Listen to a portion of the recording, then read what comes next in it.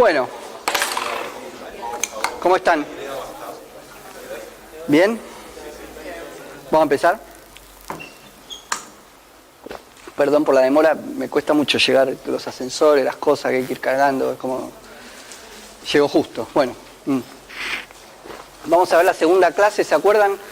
Vimos la vez pasada movimiento armónico, ¿recuerdan? Vimos distintos tipos de movimiento armónico, que era una especie de introducción para dictar el tema de hoy, que era ondas, generalidades de ondas. Vamos a ver un poquito de sonido, si llegamos al final, como una onda característica, para darle todo el pie a Horacio, que va a discutir las clases que viene, ondas electromagnéticas. Ese va a ser el gol, digamos, al final de todo. Antes de empezar con la clase de hoy, la vez pasada discutimos algunas cosas que yo me quedé, repetí varias veces, que me había olvidado un resortito para mostrar cómo funcionaba lo que estábamos discutiendo. Entonces, nos tomamos 2 minutos, refrescamos un poquito lo de la vez pasada y vamos a tratar de hacer la experiencia ahora a ver si sale, que me parece que suma un montón. Está bueno, es una pavada, pero se termina de entender, ¿sí? Recuerdan que la vez pasada vimos movimiento armónico simple, un movimiento que se generaba cuando había un equilibrio estable. Ese equilibrio estable determinaba la existencia de una fuerza restauradora, decíamos, ¿no? Por eso era estable, porque volvía siempre al equilibrio, porque aparecía una fuerza restauradora, y esa fuerza restauradora determinaba la aparición de un movimiento que llamábamos periódico, y si era proporcional al desplazamiento respecto a la posición de equilibrio, ese movimiento periódico era armónico. No importa, ¿se lo acuerdan o no se lo acuerdan? Bueno, queda el registro de nuevo, una vez más, de a poco va a ir entrando. El simple era ese, lo analizamos de pe a pa, vimos su ecuación horaria, analizamos la parte cinemática, las cuestiones dinámicas, el balance energético, le dimos un poco la vuelta, y cuando llegamos a la cuestión de energía nos dimos cuenta que normalmente existen otras fuerzas que son disipativas, que hacen que la energía en el sistema se pierda, con lo cual el movimiento se iba a frenar, y ese lo llamábamos movimiento amortiguado. Dedujimos también cómo era, qué características tenía, cómo se constituía, las fuerzas que intervenían, qué forma tenía la ecuación horaria de nuevo. No sé si recuerdan, llegamos a una ecuación cuya amplitud decaía con el tiempo, eso quiere decir que se movía cada vez menos, hasta que al final se quedaba quieto en la posición de equilibrio, que es la experiencia que uno tiene. Un péndulo que se detiene, una bolita que oscila en el fondo hasta que queda quieta, bueno, es la experiencia habitual. Y después dijimos que si queríamos que se siga moviendo, lo que teníamos que hacer era entregarle energía para compensar la que se perdía por el rozamiento, y ese movimiento que lo sosteníamos moviéndose, entregándole energía todo el tiempo, lo llamábamos movimiento forzado, que era este. ¿Se acuerdan? Analizamos también el movimiento forzado un poquito más por arriba, porque era bastante más complicado, y llegamos hasta acá. ¿Ustedes se acuerdan? Que la amplitud con la cual ocurría ese movimiento forzado dependía de la frecuencia con la cual se lo forzaba a oscilar. Ese era el punto. El sistema siempre iba a oscilar con la frecuencia de la fuerza que lo obligaba, no iba a oscilar con su frecuencia natural, sino que iba a oscilar con la frecuencia forzada, pero la amplitud iba a depender de la relación entre esas dos frecuencias, de la frecuencia del sistema y la frecuencia con la que yo lo hago oscilar. Si eran muy distintas, la amplitud era muy chica; si eran muy similares o iguales, la amplitud era más grande. Eso lo resumíamos, estaba acá, en este tipo de esquemas, ¿no? Esto es la amplitud del movimiento en función de la frecuencia de esa fuerza externa. Si la frecuencia es baja, oscila con una amplitud pequeña; si la frecuencia es alta, oscila con una amplitud aún más pequeña; pero si la frecuencia se parece a esa omega cero que habíamos definido al principio de la clase, que era la frecuencia con la cual el sistema tendía a oscilar por sí solo, la frecuencia era grande, era donde era máxima. Y decíamos que acá es donde ocurría algo que llamábamos resonancia, y hablamos del puente y mostramos un puente que se movía y que se rompía. ¿Se acuerdan? Y ahí se acabó la clase. Estuvo re bueno, todos aplaudimos, genial. Esto es, ¿no?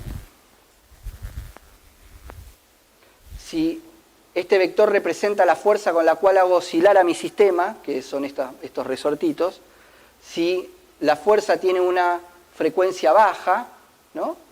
Tiene un periodo largo, tarda mucho en completar un ciclo, esto se mueve con una amplitud determinada y acompaña al movimiento de la fuerza, ¿no? Más o menos, cuando la fuerza sube, el sistema sube; cuando la fuerza baja, el sistema baja, lo acompaña. Cuando la frecuencia era muy alta, tiene un periodo corto, tarda muy poquito en completar un ciclo, esto oscila rápido, vamos a decir así, no es la mejor palabra, pero sirve.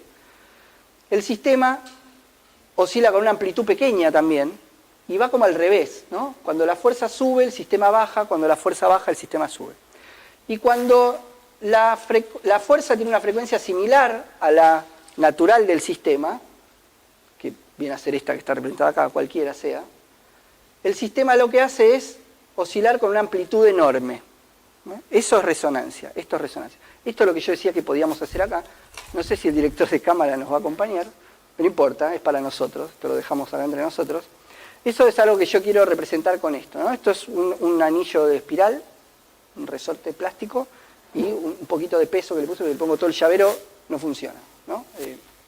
Con muy poquito tampoco se ve bien. Lo puse así como para que esto oscile con esta frecuencia, miren. ¿Ven? Si yo lo estiro y lo dejo oscilar solo, oscila con esa frecuencia. Si yo cambio el resorte o cambio la masa, esa frecuencia va a ser otra. ¿Estamos de acuerdo? Bien. Se detiene, ¿verdad? A la larga esto se frena. Es un movimiento amortiguado, lógico. Roza por todos lados. Esto ni hablar. Roza en mi mano, roza en el aire, chocan las cosas. O sea, nada, pierde energía por todos lados. Si yo quiero que siga oscilando, lo que voy a hacer es poner a oscilar mi mano para provocar que esto siga oscilando. Entonces yo puedo hacer esto. Puedo mover mi mano con una frecuencia baja, con lo cual el sistema oscila, obvio, acompaña a la mano, ¿lo ven? Y oscila con la amplitud de mi mano. Si yo pongo mi mano con una amplitud pequeña, el sistema oscila con una amplitud pequeña y acompaña a mi mano. ¿Lo ven? Si yo ahora pongo a oscilar mi mano con una amplitud, con una frecuencia alta, miren, muevo mucho la mano, las llaves se mueven poquito, o sea, se descontrolan por la forma que tienen, no importa, pero la punta oscila poquito para arriba y para abajo, no es que está haciendo así, está haciendo como casi en el lugar, y sí, a lo mejor le ponen voluntad, yo lo siento en la mano, en realidad, que cuando yo tiro para arriba, esto se va para abajo, y cuando yo voy para abajo, las llaves van para arriba, van al revés. Si tratan de verlo, a lo mejor, sí, bueno.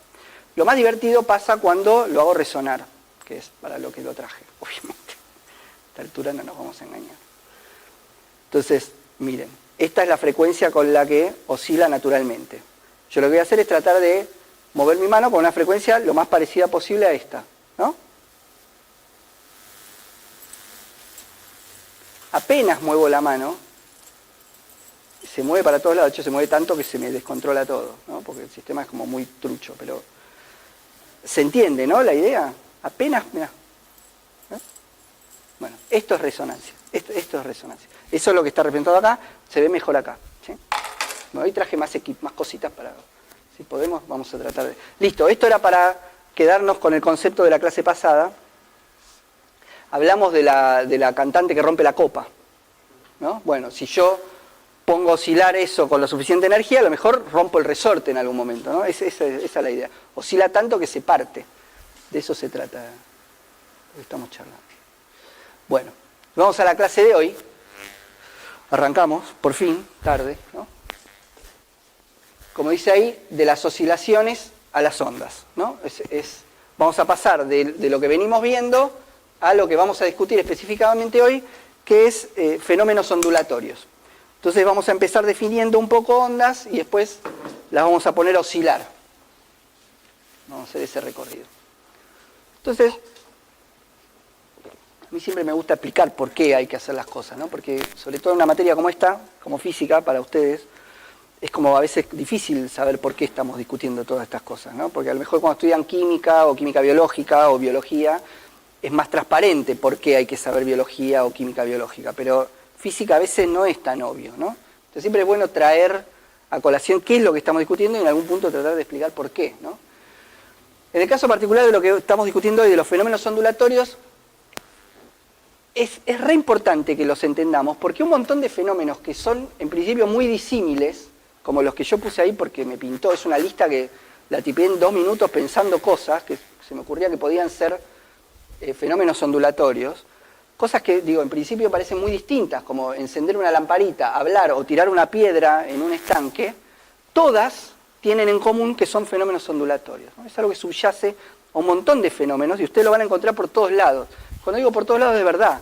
En un montón de materias van a discutir un montón de fenómenos que no le van a poner el nombre, no se van a molestar en ni siquiera mencionarle que tiene esta característica probablemente, pero si ustedes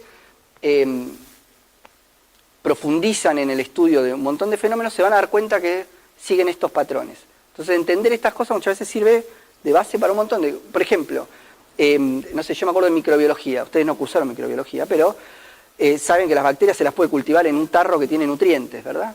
O sea, pues es un cultivo en medio líquido, ¿viste? Bueno, entonces hay nutrientes, las bacterias crecen, hasta que en un momento los nutrientes empiezan a acabar y empiezan a decrecer, y yo le agrego nutrientes, empiezan a crecer, y el crecimiento bacteriano puede tener un fenómeno ondulatorio, por ejemplo, ¿no? ¿Qué sé yo? Y se lo puede entender así, ¿sí? Porque en todos los casos de estos que estamos discutiendo acá, ya sea hablar, escuchar la radio, tocar un instrumento, todas estas cosas que pasan acá, cuando dice tirar una piedra a un estanque se refiere a la perturbación en la superficie, ¿no?, del agua. Transmitir una señal de TV, cualquiera de todas estas, son situaciones que se producen en algún lugar, en un punto ocurren, y que se propagan a través del espacio para ser detectadas luego en otro lado, ¿no? Digo, es algo que pasa en un lugar y que es detectado en otro después. Es decir, en el medio hay espacio y tiempo. Eso es, de eso se trata un fenómeno ondulatorio. Básicamente es eso. Cantidad de cosas que se pueden ajustar a esto, ¿no? Cantidad de cosas.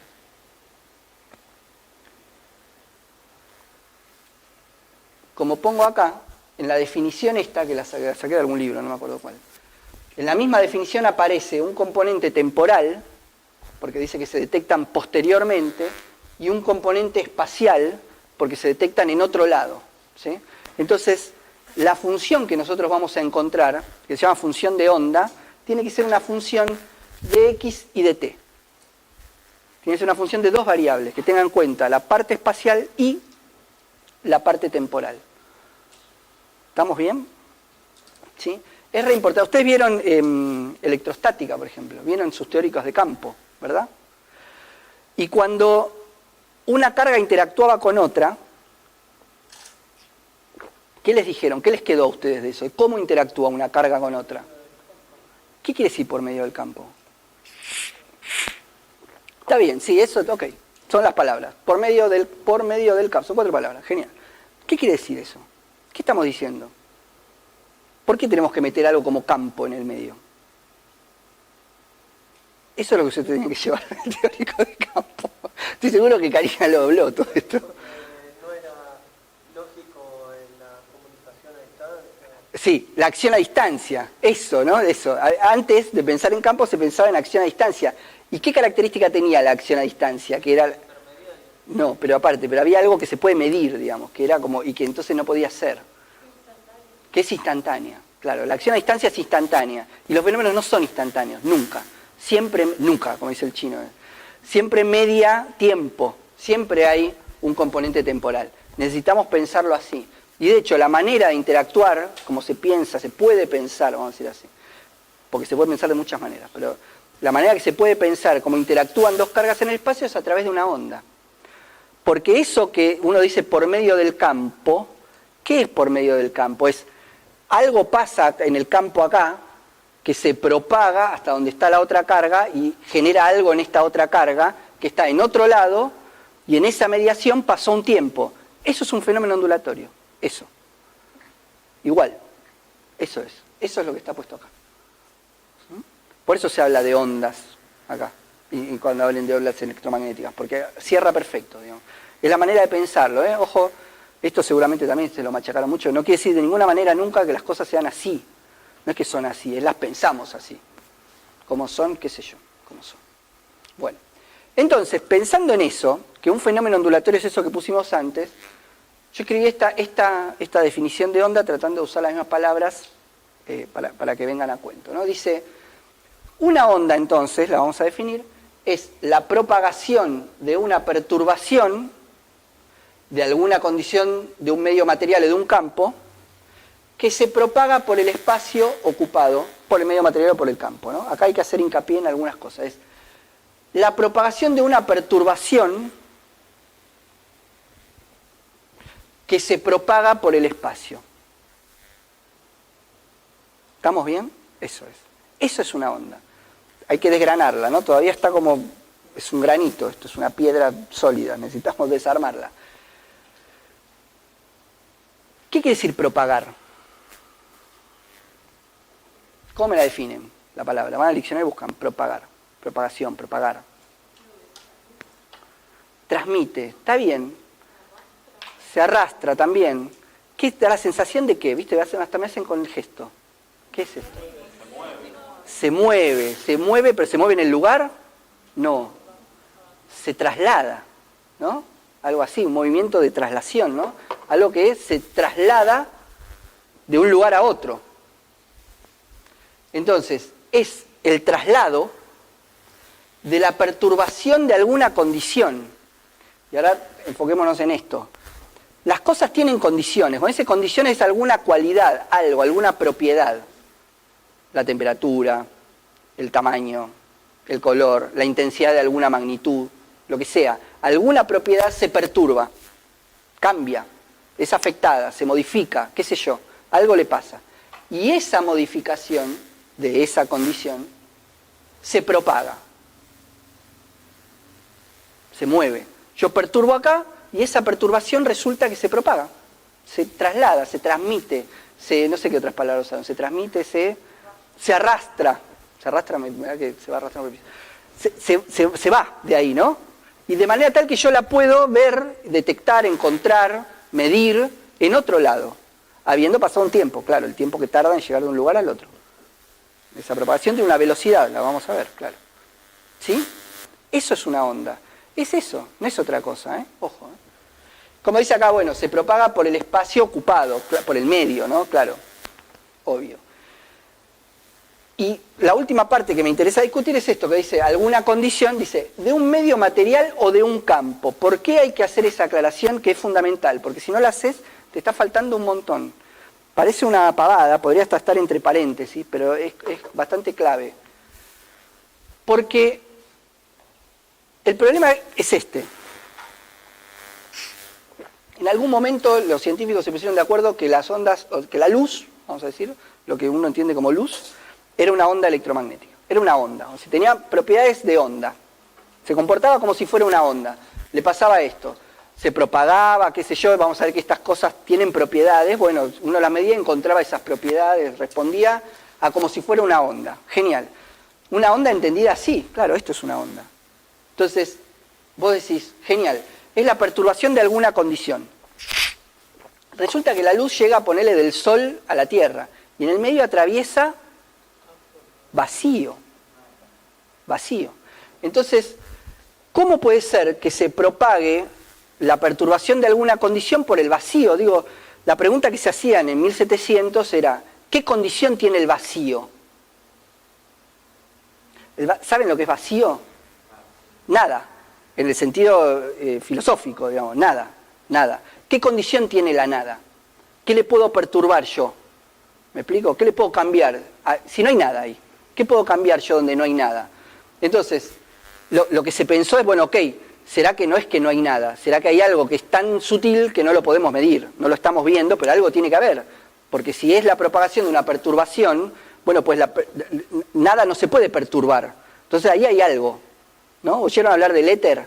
Éter. Hoy se usa en un sentido literario casi, digamos. Pero en un momento se le buscó entidad real al éter. El éter era eso que estaba donde entendíamos que no había nada. Entonces, si había algo que podíamos llamar éter, bueno, las propiedades del éter, andá a saber cuáles son. Y no sé, hubo gente que dedicó toda su vida a buscar el éter. Buscar algo que le delate que ahí había algo para poder decir esto es éter. O lo que sea, que le ponemos nombre. No había nada, claro que no había nada. Pero entonces, algo tenía que poder establecerse en la nada para poder ser perturbado. De ahí la necesidad del concepto de campo. Porque el campo sí, un campo como el campo eléctrico, se establece en la nada. No hace falta que haya un medio para que haya campo eléctrico, ¿verdad? Porque el campo antecede a la carga. Típico dibujito que hacen con cariño, y otra vez no traje marcadores, estoy muy boludo a esta hora. Típico dibujito que hacen con cariño, una carga y el campo, ¿no? Y dibujan la línea de campo, qué sé yo, genial. Ahora, yo podría no ver esa parte del pizarrón y quedarme en la parte donde hay líneas nada más. Y hay un campo, aunque no haya carga, digo, yo Estoy viendo que ahí hay campo, tengo cosas, ahí te puedo medir, aparecen fuerzas eléctricas, qué sé yo, y no la veo la carga. El campo es un concepto, el campo es algo que hay donde no hay nada. Eso es, surge acá el concepto de campo. La necesidad, digamos, no es que surge, en realidad se lo termina de cerrar como concepto cuando podemos entender entonces que puede haber fenómenos ondulatorios en el vacío. Eso, por eso, perdóname, está acá la aclaración que esa condición puede ser de un medio material o de un campo. Porque necesito aclarar, porque si no lo aclaro, me quedo con esto del medio material nada más. Y esas son unas ondas, las que necesitan un medio material. Pero hay otras ondas, que son las electromagnéticas, que no necesitan un medio material. Porque el campo no necesita un medio material. Cuando no tenés la carga, o sea, habría un campo, pero no sería el campo que tendría la carga. O sea.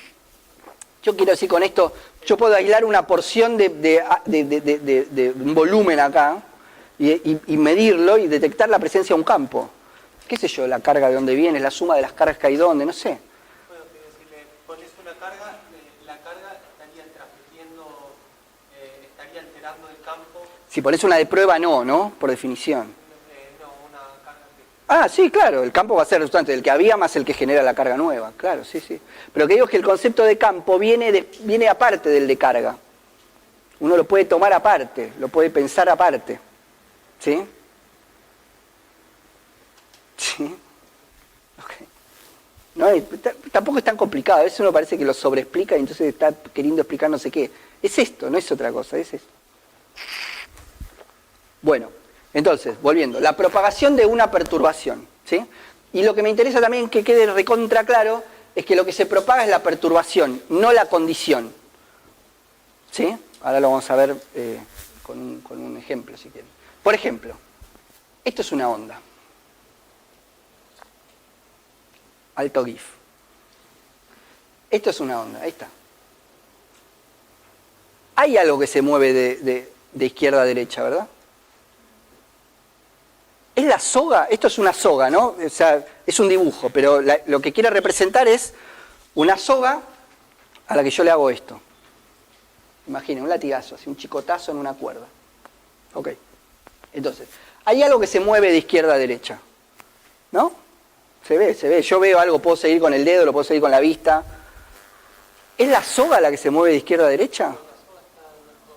No. La soga se mueve de arriba a abajo. Sin embargo, hay algo que se mueve de izquierda a derecha, que no es la soga.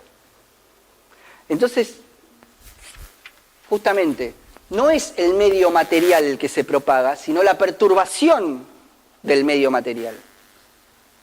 ¿No? El mar con las olas, ponele. Tampoco es el mejor ejemplo, pero suponte. Va y viene, avanza todo el tiempo, parece que avanza, pero sin embargo está en el lugar. Yo lo veo que viene, pero después se va, está en el lugar. En promedio está siempre en el mismo lugar, ¿sí? La soga no está cada vez más a la derecha. La soga está en el mismo lugar. Lo que pasó fue que este tirón hacia arriba es el que se propagó. Eso es lo que pasó. Lo que se propagó es la perturbación, y la perturbación consistió en un tirón hacia arriba.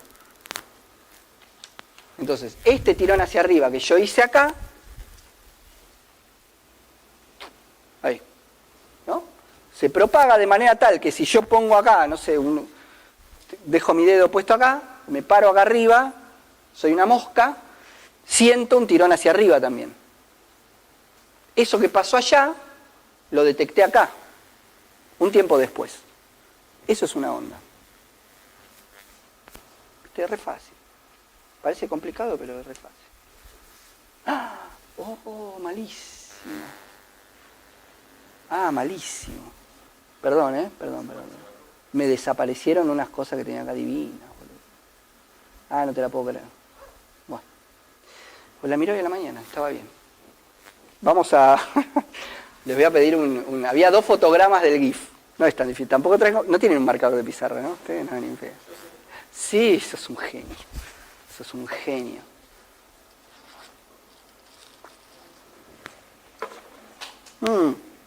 Está impreso. Eso es lo que... ¿Ustedes tienen el impreso? Ah, en el impreso está la diapo entera. Bien. Igual si me prestan un marcador está buenísimo. Confío en vos, ¿eh? Sí, sí, sí. Vamos, no me vas a defraudar. Lo que tiene que aparecer acá son dos instantes, que ustedes lo tienen también en la diapo. Perdón. Son dos instantes del GIF ese, ¿no?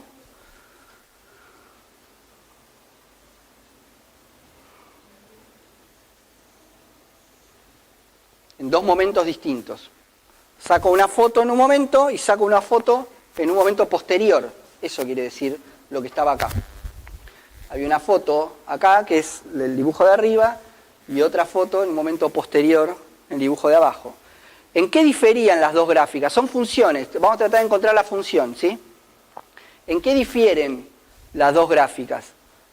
Solamente en la posición. Eso es algo que es importante para nosotros. La onda va a ser siempre igual, no va a cambiar. La perturbación esta, la montaña esta, si quieren, vamos a decir así, es siempre la misma. Simplemente está más a la derecha, pero no cambia su forma, no cambia nada. Es siempre igual. Entonces, la función que la describe es siempre la misma. La función que la describe en el instante anterior es la misma que la describe en un instante posterior, solamente que está la función corrida a la derecha. ¿Se acuerdan cómo se hacía para correr una función a la derecha? No, le restabas un valor. ¿Viste? Le restabas un valor adentro de la función. En vez de ser f de x, hacías f de x menos a, y entonces estaba a corrida a la derecha. Repasen de análisis de lo que vieron acá de análisis, en CBC, no sé, era así. Entonces, la idea es que la función de esta es igual que la función de esta restada a una constante. Pero esta constante que le tengo que restar cambia con el tiempo. Porque incluso un instante posterior va a estar más a la derecha y así. A medida que va pasando el tiempo tendría que restarle una constante cada vez mayor, que depende del tiempo.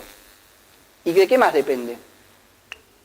Esa constante que dijimos A, por ponerle un nombre, ¿de qué va a depender? Del tiempo y ¿de qué? Del espacio. Claro, de la velocidad, de cuán rápido se mueva, ¿no? ¿No? El producto V por T, velocidad por tiempo, es una distancia para un tiempo dado. Algo que se algo que se mueve a determinada velocidad en un tiempo transcurrido recorre una distancia. Eso es lo que le estamos cambiando acá. El producto BT, vamos a decir así. ¿Qué es lo que dice ahí? Estaba por ahí, el producto CT. Esas cosas de nomenclatura. La velocidad de propagación de una onda no se llama B, normalmente se la llama C. Entonces, la función de onda va a ser una función de X menos CT. X menos CT. Eso es una onda que tiene una forma función de X, ¿no? Imaginemos que podemos encontrar la función que describe esta montañita, ¿no? La función de una gaussiana, ponele. Podría ser, ok. La función de una gaussiana menos CT es una función de una gaussiana que se mueve hacia la derecha. ¿Me siguen? Hacia la derecha para ustedes, ¿no? Así. ¿Me siguen? ¿Sí? Y eso es, ahí tenés una función de X y de T, que era lo que queríamos nosotros.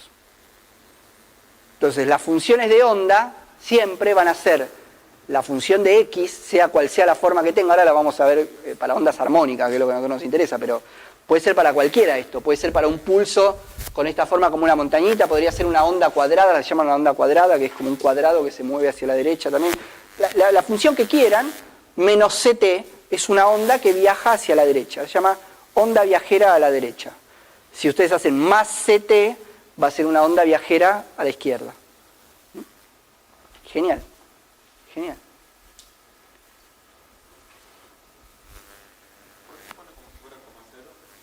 No, esto era una deducción, no importa. No, es para cero. Para T0, no importa. Claro, sí, no importa. Es esto, el concepto es este. Bueno, y acá también había dibujada, estaba acá la montañita, porque la pregunta acá es ¿por qué? Estos son dos puntos así. ¿Por qué se propaga? Ese es ¿no? Acá el chiste es, ¿por qué se propaga? Bueno, depende de la onda, depende de lo que estemos discutiendo y lo podemos discutir para cada caso, ¿verdad? Lo podemos discutir para cada caso. Para el caso particular de la cuerda, que es un buen ejemplo, así como teníamos la masa del resorte la vez pasada, vamos a hablar mucho de una cuerda, cómo se mueve. Para el caso de la cuerda esta, cuyo tirón, el jalón ese hacia arriba, se propaga hacia la derecha, ¿por qué se propaga hacia la derecha? ¿A ustedes qué les parece? Es una soga que, digamos, es algo continuo y si vos levantás un lado, el otro lado se empieza a levantar. Correcto, tal cual, porque es un medio continuo donde se afecta, una porción afecta a la siguiente. Entonces, el tirón que yo hago en un punto de la soga afecta al tirón que sigue, al pedacito que sigue y también lo tira hacia arriba, y ese afecta al que sigue y también lo... Como es una cadena con eslabones. Pero cuánto se mueva esto va a depender de dos cosas. Digo, cuán bien se propague la perturbación de un eslabón al otro, si quieren, de la cadena, va a depender de dos cosas principalmente. De cuán continuos sean, cuán conectados estén. Ahora lo vamos a ver. Imaginen una cadena donde los eslabones están como más vale sueltos, o una cadena donde los eslabones están bien tirantes. Eso pasaría lo mismo si agarrás un palo y lo movieras así. Sí, cualquier cosa, sí, sí. Y este es un caso para una cuerda, podemos hablar de ondas electromagnéticas si quieren, no importa, es lo mismo. El caso es el mismo, digamos, acá estamos discutiendo este en particular nada más. Porque esto, y podemos analogar esto a varias cosas, miren. Digo, depende de cuán conectados estén, de cuán continuo sea, como él dice, el medio, y también depende de la inercia que tenga. No es lo mismo pegarle un tirón a un hilo de pescar, que a una cuerda de barco, ¿verdad? ¿No? Y eso depende de la masa que tiene, de la inercia, lo difícil que es moverlo. Entonces hay dos cosas en juego acá. Algo que ayuda a la propagación, que es esta especie de tirantez o continuidad en el medio, y algo que de alguna manera dificulta, si quieren, la propagación, que es la inercia que tiene el medio. Entre las dos definen la velocidad de propagación. ¿Sí? Para el caso, por ejemplo, de una cuerda, la velocidad es F sobre mu, donde F es esta tirantez que tiene. No es lo mismo la propagación, la velocidad de propagación en una cuerda bien tirante que en una cuerda fofa, floja. Porque están más conectadas en la más tirante. Son más sensibles unos con otros. Lo que le pasa a uno afecta más al otro. Cuando están flojas, no tanto, ¿no? El caso extremo es una cadena de los eslabones ni siquiera se están tocando. Están enganchados, pero están todos... Yo puedo mover uno y el resto de la cadena ni se enteran. Cuando tengo la cadena tensa, mover uno afecta necesariamente a todos los demás. ¿Sí? Vamos a jugar también con esto, ahora en un rato, más adelante. ¿Sí? Genial. Bien. Bueno, ahora, lo que vimos hasta acá era el pulso ese, ¿no? Hacíamos tuc, chicotazo, un pulso, listo. Genial. ¿Qué pasa si esa pulsación se repite en forma armónica? ¿Qué quiero decir con esto? Es aquel que generaba el movimiento, la perturbación, es un oscilador armónico. Sigan este puntito acá, es la masa del resorte. Este se mueve como seno de omega t. ¿Sí? La posición de este es seno o coseno, como quieran, de omega t. Acá va. Y provoca entonces una onda armónica. ¿La ven? Fíjense, esto es como si fuese la soga de nuevo, ¿no? Fíjense que la soga se mueve de nuevo de arriba hacia abajo. Sin embargo, de nuevo, hay algo que yo veo que va de izquierda a derecha. Se ve, ¿lo ven? Está clarísimo. Lo que se mueve de arriba hacia abajo es la cuerda. Lo que se mueve de izquierda a derecha es la perturbación de la altura de la cuerda. Esa es la onda. Es como se mueve la perturbación de la cuerda, no la cuerda. ¿Sí? Parece un trabalengua, pero no, ¿no? Está claro, está claro. Entonces, vamos a tratar de analizar y encontrar la ecuación para una onda de este tipo que son las que nos interesan a nosotros.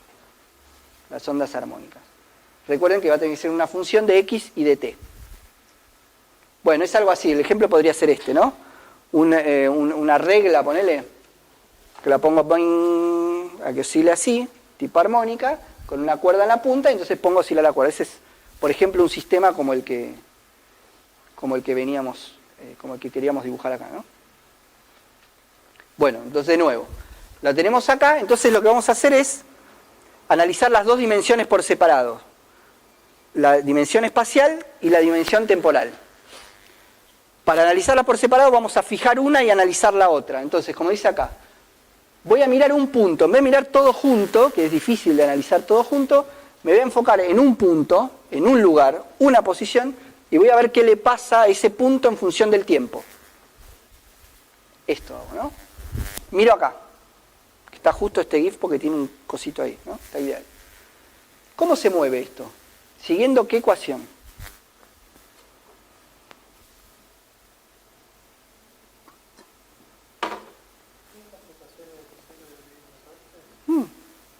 Ecuación de movimiento armónico, ¿no? Esto se mueve con un movimiento armónico. Repite, tiene una frecuencia, todo. Esto es un movimiento armónico. Forzado, ¿no? Está forzado a oscilar de esa manera. Oscila con la frecuencia de la hoja que lo estaba haciendo vibrar. ¿Sí? ¿Me siguen? Sí. Bueno, entonces, para una posición X igual a X0, analizo en función del tiempo y obtengo esto, que ya lo conocemos, A por el seno de omega t. Esta es la de siempre, la misma que estuvimos charlando 3 horas, 2 horas la vez pasada. ¿Sí? Fíjense que antes decíamos omega t, habíamos visto que omega era la recíproca del período, ¿sí? Entonces voy a expresar omega como 2pi sobre período, porque me viene bien para acá nada más, pero es lo mismo, es indistinto, simplemente me viene bien para el resto del análisis. ¿Qué quiere decir esto? Que cada tiempo más periodo, la función toma el mismo valor, ¿verdad? ¿Qué era el periodo? Era el tiempo que tardaba en volver a empezar, en llegar otra vez al mismo lugar. Entonces, el valor que toma la función en tiempo t es el mismo valor que toma en el tiempo t más periodo, que es el mismo que toma en el tiempo t más 2 periodos, 3 periodos, 4 periodos, cada periodo vuelve a tomar el mismo valor, ¿sí? Es una función que se repite, una función periodo que se repite cada tiempo periodo. Esa es la idea de lo que dice acá. Genial. Ahora, ¿qué pasa si en vez de fijar la posición y analizar la variable tiempo, fijamos el tiempo, saco una foto, y analizamos la variable posición? Entonces vamos a ver cómo está la cuerda en función de la posición. Quieta, congelada. Bueno, si yo, no es la misma imagen, pero imaginemos que saco una foto de esto, ¿no? Voy a tener algo parecido a esto, me hacen precio, es lo mismo. ¿Sí? Así, ponele, creo que tenía 2, no importa. ¿Cómo es la posición de la cuerda en función de la longitud? ¿Cómo es? ¿Qué forma sigue? También, es armónico. Sube, vuelve al equilibrio, o algo que podemos llamar nodo, equilibrio, qué sé yo. Baja, vuelve, y así. Periódicamente esto se repite. ¿Sí? Entonces, si yo fijo el tiempo, para un tiempo igual a t0, ahora fijo el tiempo y analizo la variable dimensional, x, ¿sí?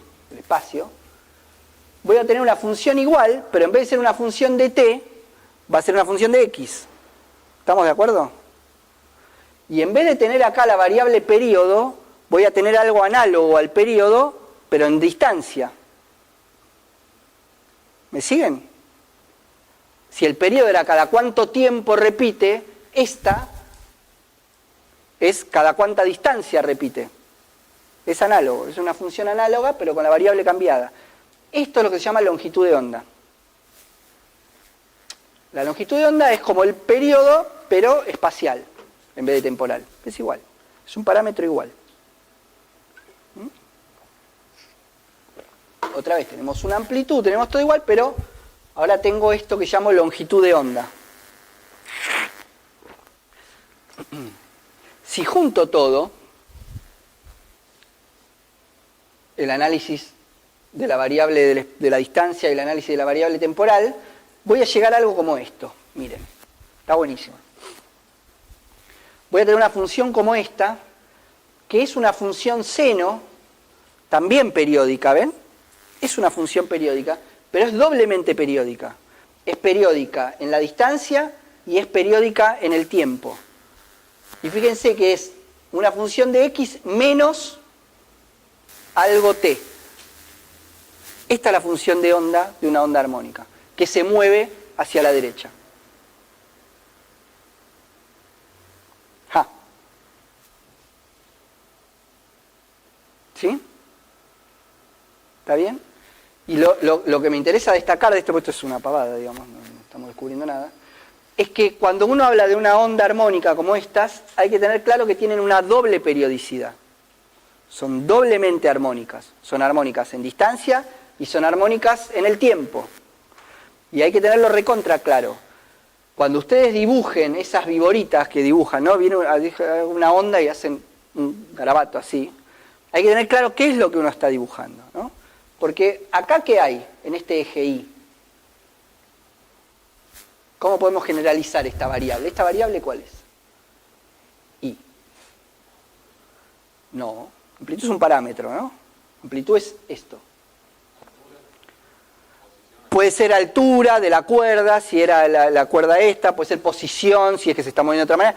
En general, ¿qué va a ser? ¿Qué podemos decir a esto? ¿X? No, ¿cómo X? No. No.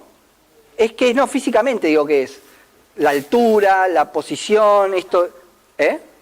No. Una perturbación, gracias. Una perturbación. Lo que estoy graficando acá es la perturbación. Si es para una soga, pues será la altura de la soga. Si es esta, como venimos haciendo el latigazo con la soga, será la altura de la soga. Puede ser otra cosa, no sé. Puede ser una variación de temperatura, puede ser una variación de presión, puede ser lo que quieran. Es una perturbación, intensidad de campo eléctrico.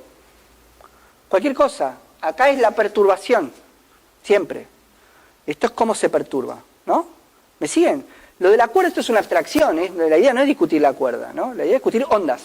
Pasa que está bueno si anclamos en algo, porque si no es como más difícil de entender, pero acá es perturbación, punto. Y acá depende. Claro, puede ser X o puede ser T. Cuando uno dibuja tiene que tener claro qué es lo que está dibujando, porque según lo que esté dibujando, los parámetros que aparecen acá, ¿no? No es lo mismo longitud de onda que periodo. No es lo mismo, por ejemplo, no es lo mismo. Son cosas completamente distintas, son dos parámetros independientes, además. ¿Sí? Piénsenlo. En ambos casos es periódico, por eso se confunden, ¿sí? Pero son dos gráficas distintas. Quieren decir dos cosas completamente distintas. Bien.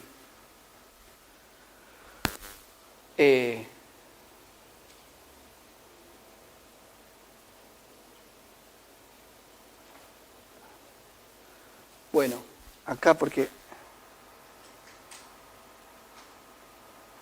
bueno, no importa. Esto se suele escribir así o se suele escribir de una manera que queda más práctica, digamos. El 2pi se distribuye acá adentro y queda 2pi sobre lambda y 2pi sobre periodo, ¿sí? 2pi sobre lambda es algo que se llama K, que se le dice número de onda. Lo van a escuchar en los espectros de IR que hacen en orgánica. Es en función del número de onda. ¿Se fijan? No dice... Y les dicen, es al revés que la longitud de onda, te dicen, ¿viste? En orgánica te dicen, es la recíproca, la inversa de la longitud de onda. Bueno, es esto, estrictamente es esto. Se usa porque está acá, es el parámetro que multiplica X. ¿Sí? Y 2pi sobre periodo es frecuencia. Entonces queda kx menos omega t. Este omega t es el c por t, que veníamos buscando antes. ¿Sí?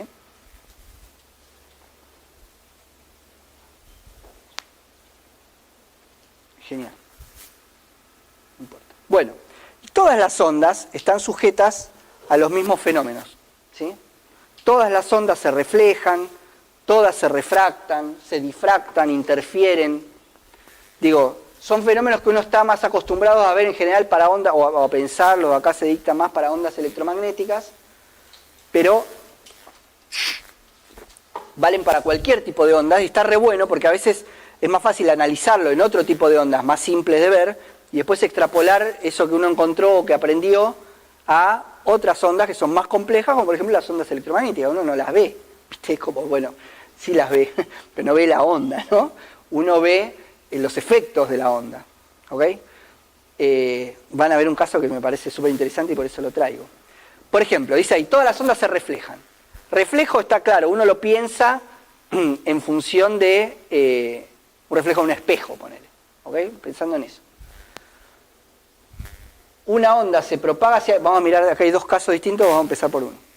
Una onda se propaga hacia la izquierda, llega a un punto en el que no puede seguir y vuelve sobre sus pasos. Eso quiere decir que se refleja.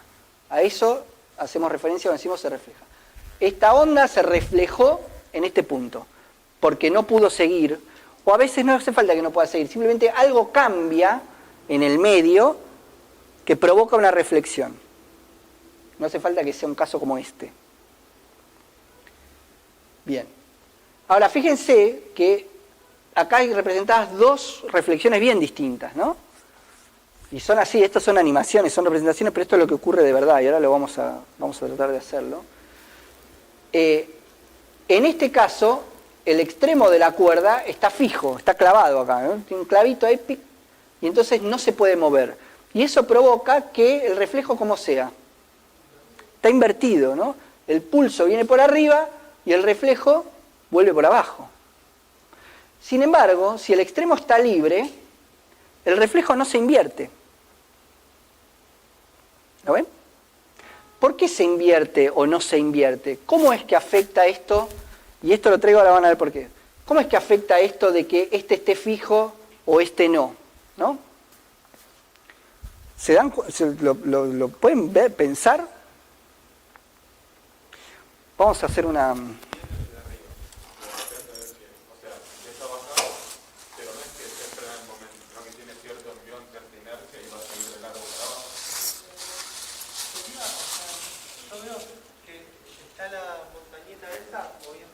El pulso, vamos a decirle. Y cuando llega al final es como que tendría que hacer así.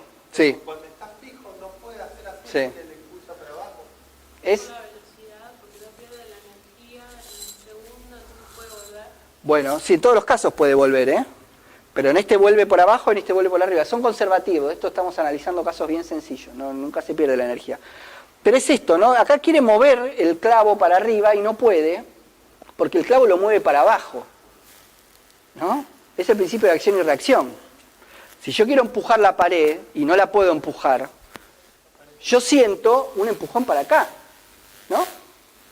¿Sí? ¿Cómo se suben al colectivo ustedes? Salen corriendo acá, termina la clase, quemados, salen, me quiero ir, salen corriendo, se toman el 60 acá a 10 metros de la puerta. ¿Qué hacen? Se agarran de la manija y te tirás el colectivo encima.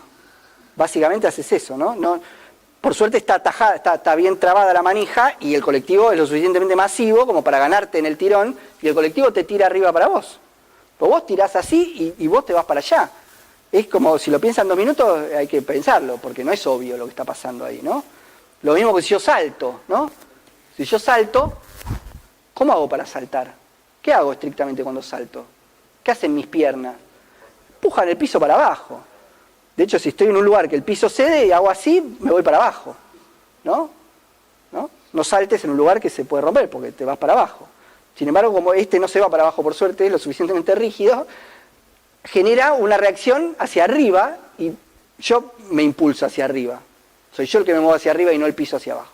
Bueno, acá es lo mismo. Como decíamos, ¿no? ¿Por qué se propaga? Porque usaba una palabra antes y no me va a salir ahora, cada pedacito de la cuerda, si quieren, cada segmento, tira hacia arriba del que sigue. Bueno, cuando llega acá y tira hacia arriba, no, está quieto ese, y entonces pega el tirón para abajo, ¿no? Por reacción, se va hacia abajo y vuelve por abajo. Es como este mismo chicotazo que yo le di acá, hacia arriba, acá se lo da, por reacción, este punto hacia abajo. Necesito un voluntario. Por favor. Después pueden pasar otros también, si quieren, ¿eh? Sí, ahora lo vemos. Quédate ahí. Miren, esto es un slinky, ¿no? Es re divertido. ¿Vieron? Los conocen. Tan geniales, no se consiguen, son difíciles de conseguir hoy. Este lo tenemos hace mucho, que si se nos rompe sonamos. Agarrar la parte. Queda parte ahí en la punta. Ahí. Bueno, vamos a generar una onda acá, ¿sí? Parecida a esa. No la voy a hacer para arriba, porque va a ser un quilombo, ¿no? Va a chocar contra el coso, va a estar difícil, va a hacer mucho ruido aparte. Lo voy a hacer así. En vez de hacer con mi mano así, voy a hacer con mi mano sobre la mesa porque es más cómodo, ¿sí? ¿Está bien? Ustedes, si se quieren acercar, no sé, porque no sé si ven, no sé si Nacho ya puede filmar algo, si no, no importa.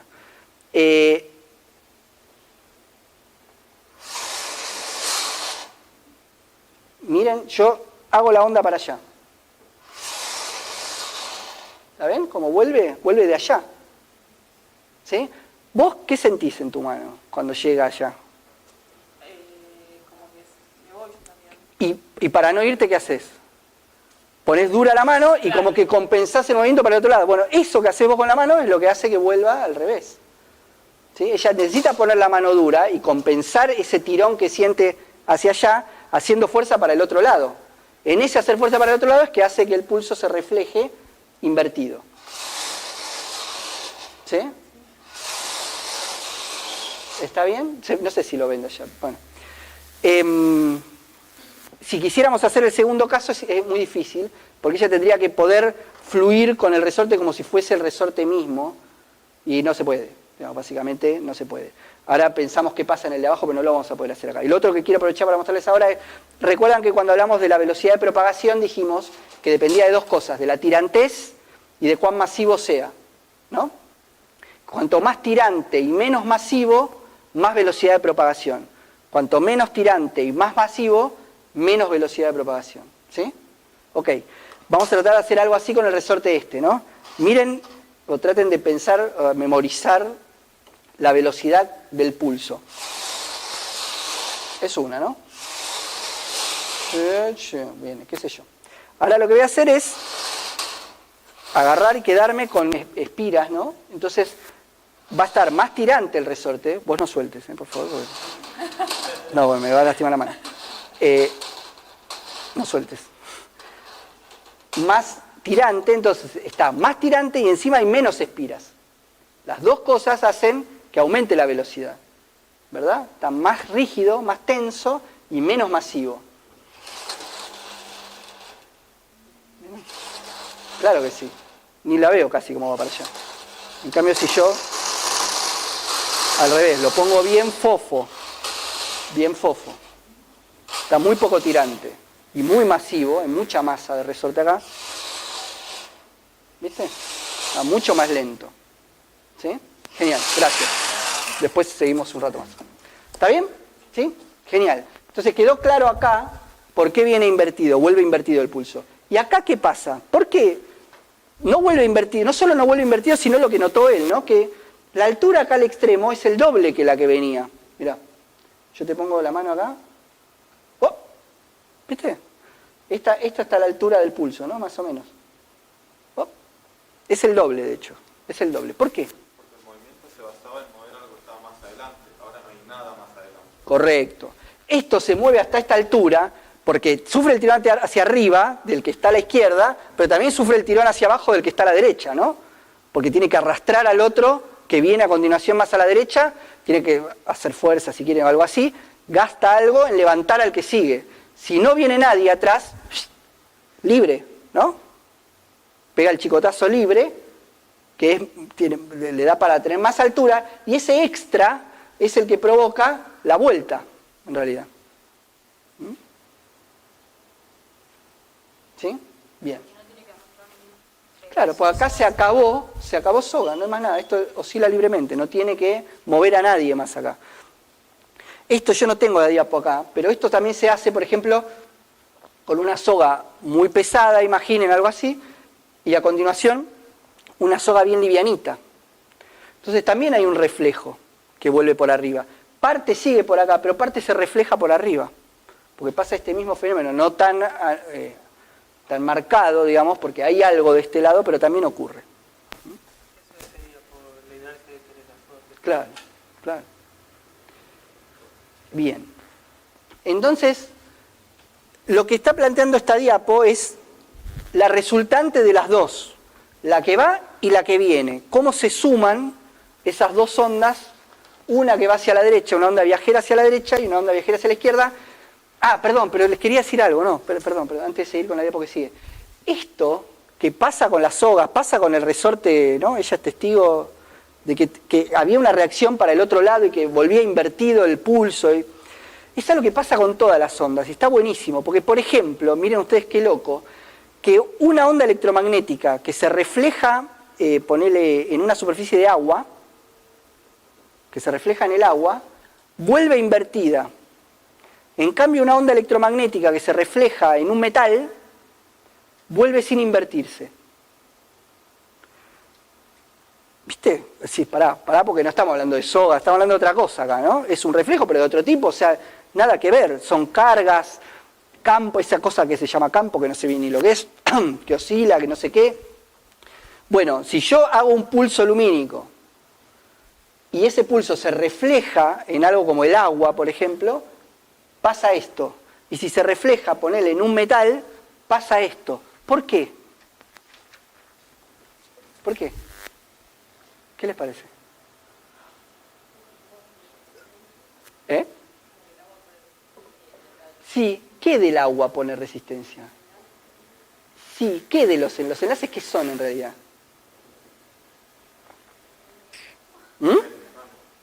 Electrones. ¿Qué diferencia hay entre los electrones, por ejemplo, del agua y los electrones de un pedazo de sodio? De un metal. ¿Quiénes? ¿Cómo? A ver, contame más. Están compartidos por las uniones covalentes, en cambio en un metal vos tendrías los electrones libres que dejarían mover. Tal cual. Los electrones en las moléculas como las del agua, cuando están formando parte de enlaces moleculares, están fijos, relativamente fijos en posiciones, que son los enlaces precisamente, ¿no? El enlace oxígeno-hidrógeno es alguna región entre los núcleos del oxígeno y el hidrógeno, de los electrones están por ahí.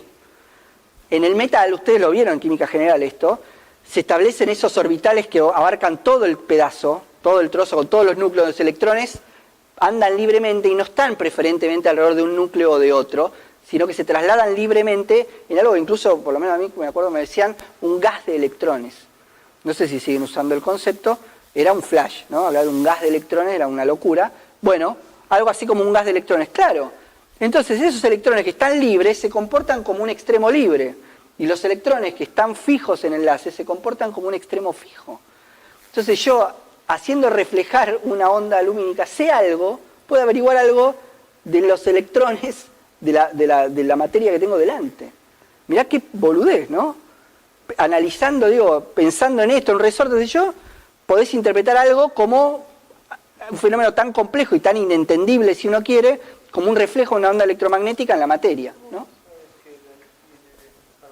Que viene invertido, bueno, es toda otra cuestión instrumental, no importa, no me viene al caso, digamos, pero esto lo van a ver en instrumental si quieren, o lo agarramos de cualquier, lo podemos charlar por el campus, pero lo que me interesa acá discutir es que la cuerda es un buen ejemplo para pensar otras cosas que a veces no son tan fáciles de pensar, ¿sí? Genial. En realidad se hace, bueno, podemos verlo ahora si quieren, un poco. Bueno, ese era un pulso que se reflejaba, ¿no? ¿Qué pasa cuando se refleja una onda armónica, que son las que nos interesan a nosotros?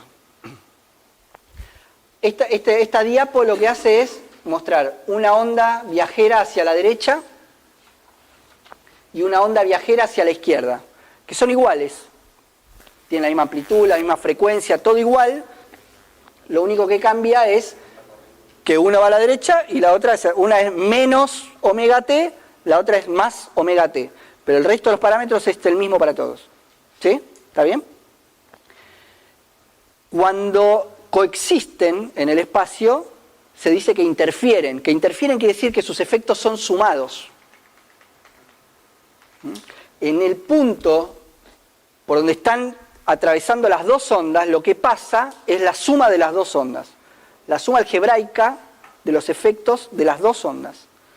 Y lo que pasa en la suma algebraica es esto que está acá en azul. Mirá qué gráfica loca. Si la miran 2 minutos es muy distinto a lo que venimos discutiendo. Es una onda también. Presenta un movimiento ondulatorio en algún punto, pero no viaja. ¿La ven? Que no se desplaza ni para la derecha ni para la izquierda. Bueno, esto se llama una onda estacionaria. Eso es una onda estacionaria. Es una onda, a diferencia de la onda viajera, no se desplaza.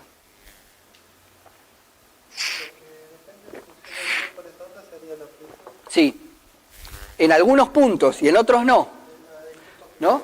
Mirá, claro, acá distinguimos lo que llamamos nodos y antinodos. En los nodos, el valor de la onda es siempre cero.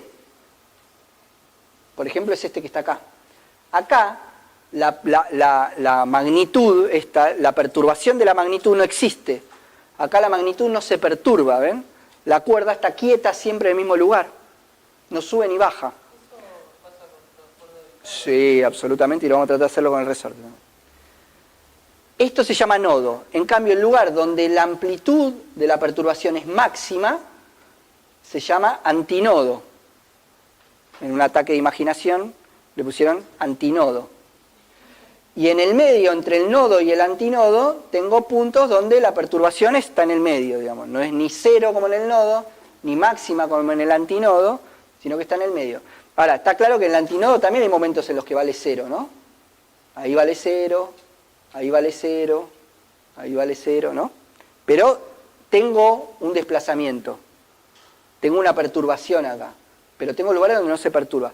Eso corresponde acá, fíjate, mira, esto es más difícil, a lo mejor hay que mirar acá arriba un poquito y tratar de verlo en relación a esto.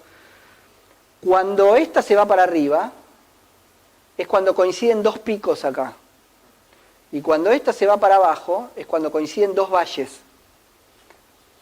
Mírenlo, porque se suman algebraicamente. Si las dos suben, acá sube, la resultante sube. Si las dos bajan, la resultante baja. ¿Qué pasa acá, no? ¿Qué pasa en este punto? Claro, cuando una es pico, la otra es valle. Cuando una es valle, la otra es pico. Cuando una está en cero, la otra está en cero, de manera tal que la suma siempre se cancela y me da cero. ¿Sí?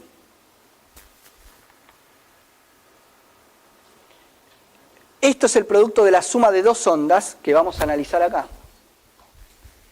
Una onda que viaja hacia la derecha y una onda que viaja hacia la izquierda. Son iguales, tienen la misma frecuencia, el mismo número de onda, la misma amplitud, no le cambio nada. Y las sumo. Quiero ver cómo es la función de esa onda estacionaria. Y si la sumo, tengo esto. Acá me quedó chingado este paréntesis, es acá, ¿no? No sé qué pasó, quedó así grandote. Tengo dos funciones periódicas, una de x y una de t. Esto ya no es más una función de onda como la que estuvimos viendo, donde la función armónica era una función de x y de t. No es lo mismo tener una función de x y de t que tener dos funciones multiplicadas, una de x y una de t. No es lo mismo. Entonces, esto no es la ecuación de una onda viajera, no es, porque no es una onda viajera. Esto es la ecuación de una onda estacionaria, que está quieta, donde el valor que toma la función depende del tiempo, ¿no? Miren, por algo yo le puse corchetes acá, ¿no? Quiero analizar esto separado de esto. Depende del tiempo. Hay una parte acá que es un movimiento armónico, coseno omega t, este es el mismo que vimos la otra vez. Esto es movimiento armónico. Pero la amplitud de este movimiento armónico depende del lugar donde estoy parado. Depende de x. Entonces, hay algunos x para los cuales la amplitud vale 0. ¿No? Porque el seno vale 0. ¿Sí? ¿El seno de cuánto es 0? El seno de 0 es 0. Entonces, para x0, si agarro un x y lo llamo 0, 0 por k0, el seno de 0 es 0, todo esto es 0, el valor de la función es 0 independientemente del tiempo, porque es 0 por coseno de omega t, vale 0, estoy parado en un nodo. ¿Sí?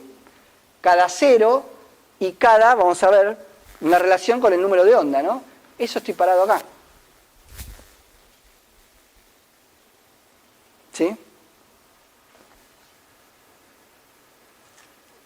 ¿Cuándo más vuelve a valer 0 el seno? en pi, ¿no? Entonces, cada pi vuelve a pasar lo mismo. 2pi es una vuelta entera, pi es media vuelta. Cada media vuelta vuelve a pasar lo mismo. Eso es lo que está acá. Esto es una... Para acá mejor. Esto es una longitud de onda. En el medio tengo otro nodo. ¿Ven? Este está a pi, y este está a 2pi, y este está a 3pi, y así. ¿Sí? ¿Sí? Ahora, ¿cuándo es máximo esto? Claro, cuando el seno valga 1, ¿verdad? Porque el seno, recuerdan, vale entre 0 y 1. Entonces va a ser máximo cuando el seno valga 1. ¿Cuándo vale 1? En pi sobre 2. Pi sobre 2 vale 1. Entonces, en pi sobre 2 y después cada pi de nuevo. Cada pi vuelve a hacer otra vez lo mismo. ¿Sí? Entonces, si esto es 0, esto es pi sobre 2, y este es otro pi, más ese pi sobre 2. O sea, 3 medios de pi. Y este es otro pi. ¿Sí? 5 medios de pi. Y así.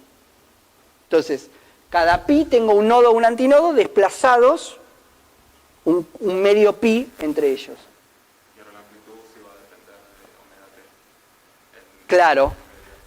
En donde no sea 0, digamos. En cualquier lugar donde no sea 0, el valor este va a depender de omega t, claro. Depende del tiempo, vale, sí, genial. Perdón. La amplitud, acá es 0 siempre, pero en esto no es que tenga un valor constante, no. Toma un valor que depende del tiempo, ¿no? Esto. Y en realidad la amplitud, no depende, la amplitud es el movimiento máximo, ¿no? Es máxima acá, que es donde el seno valía 1.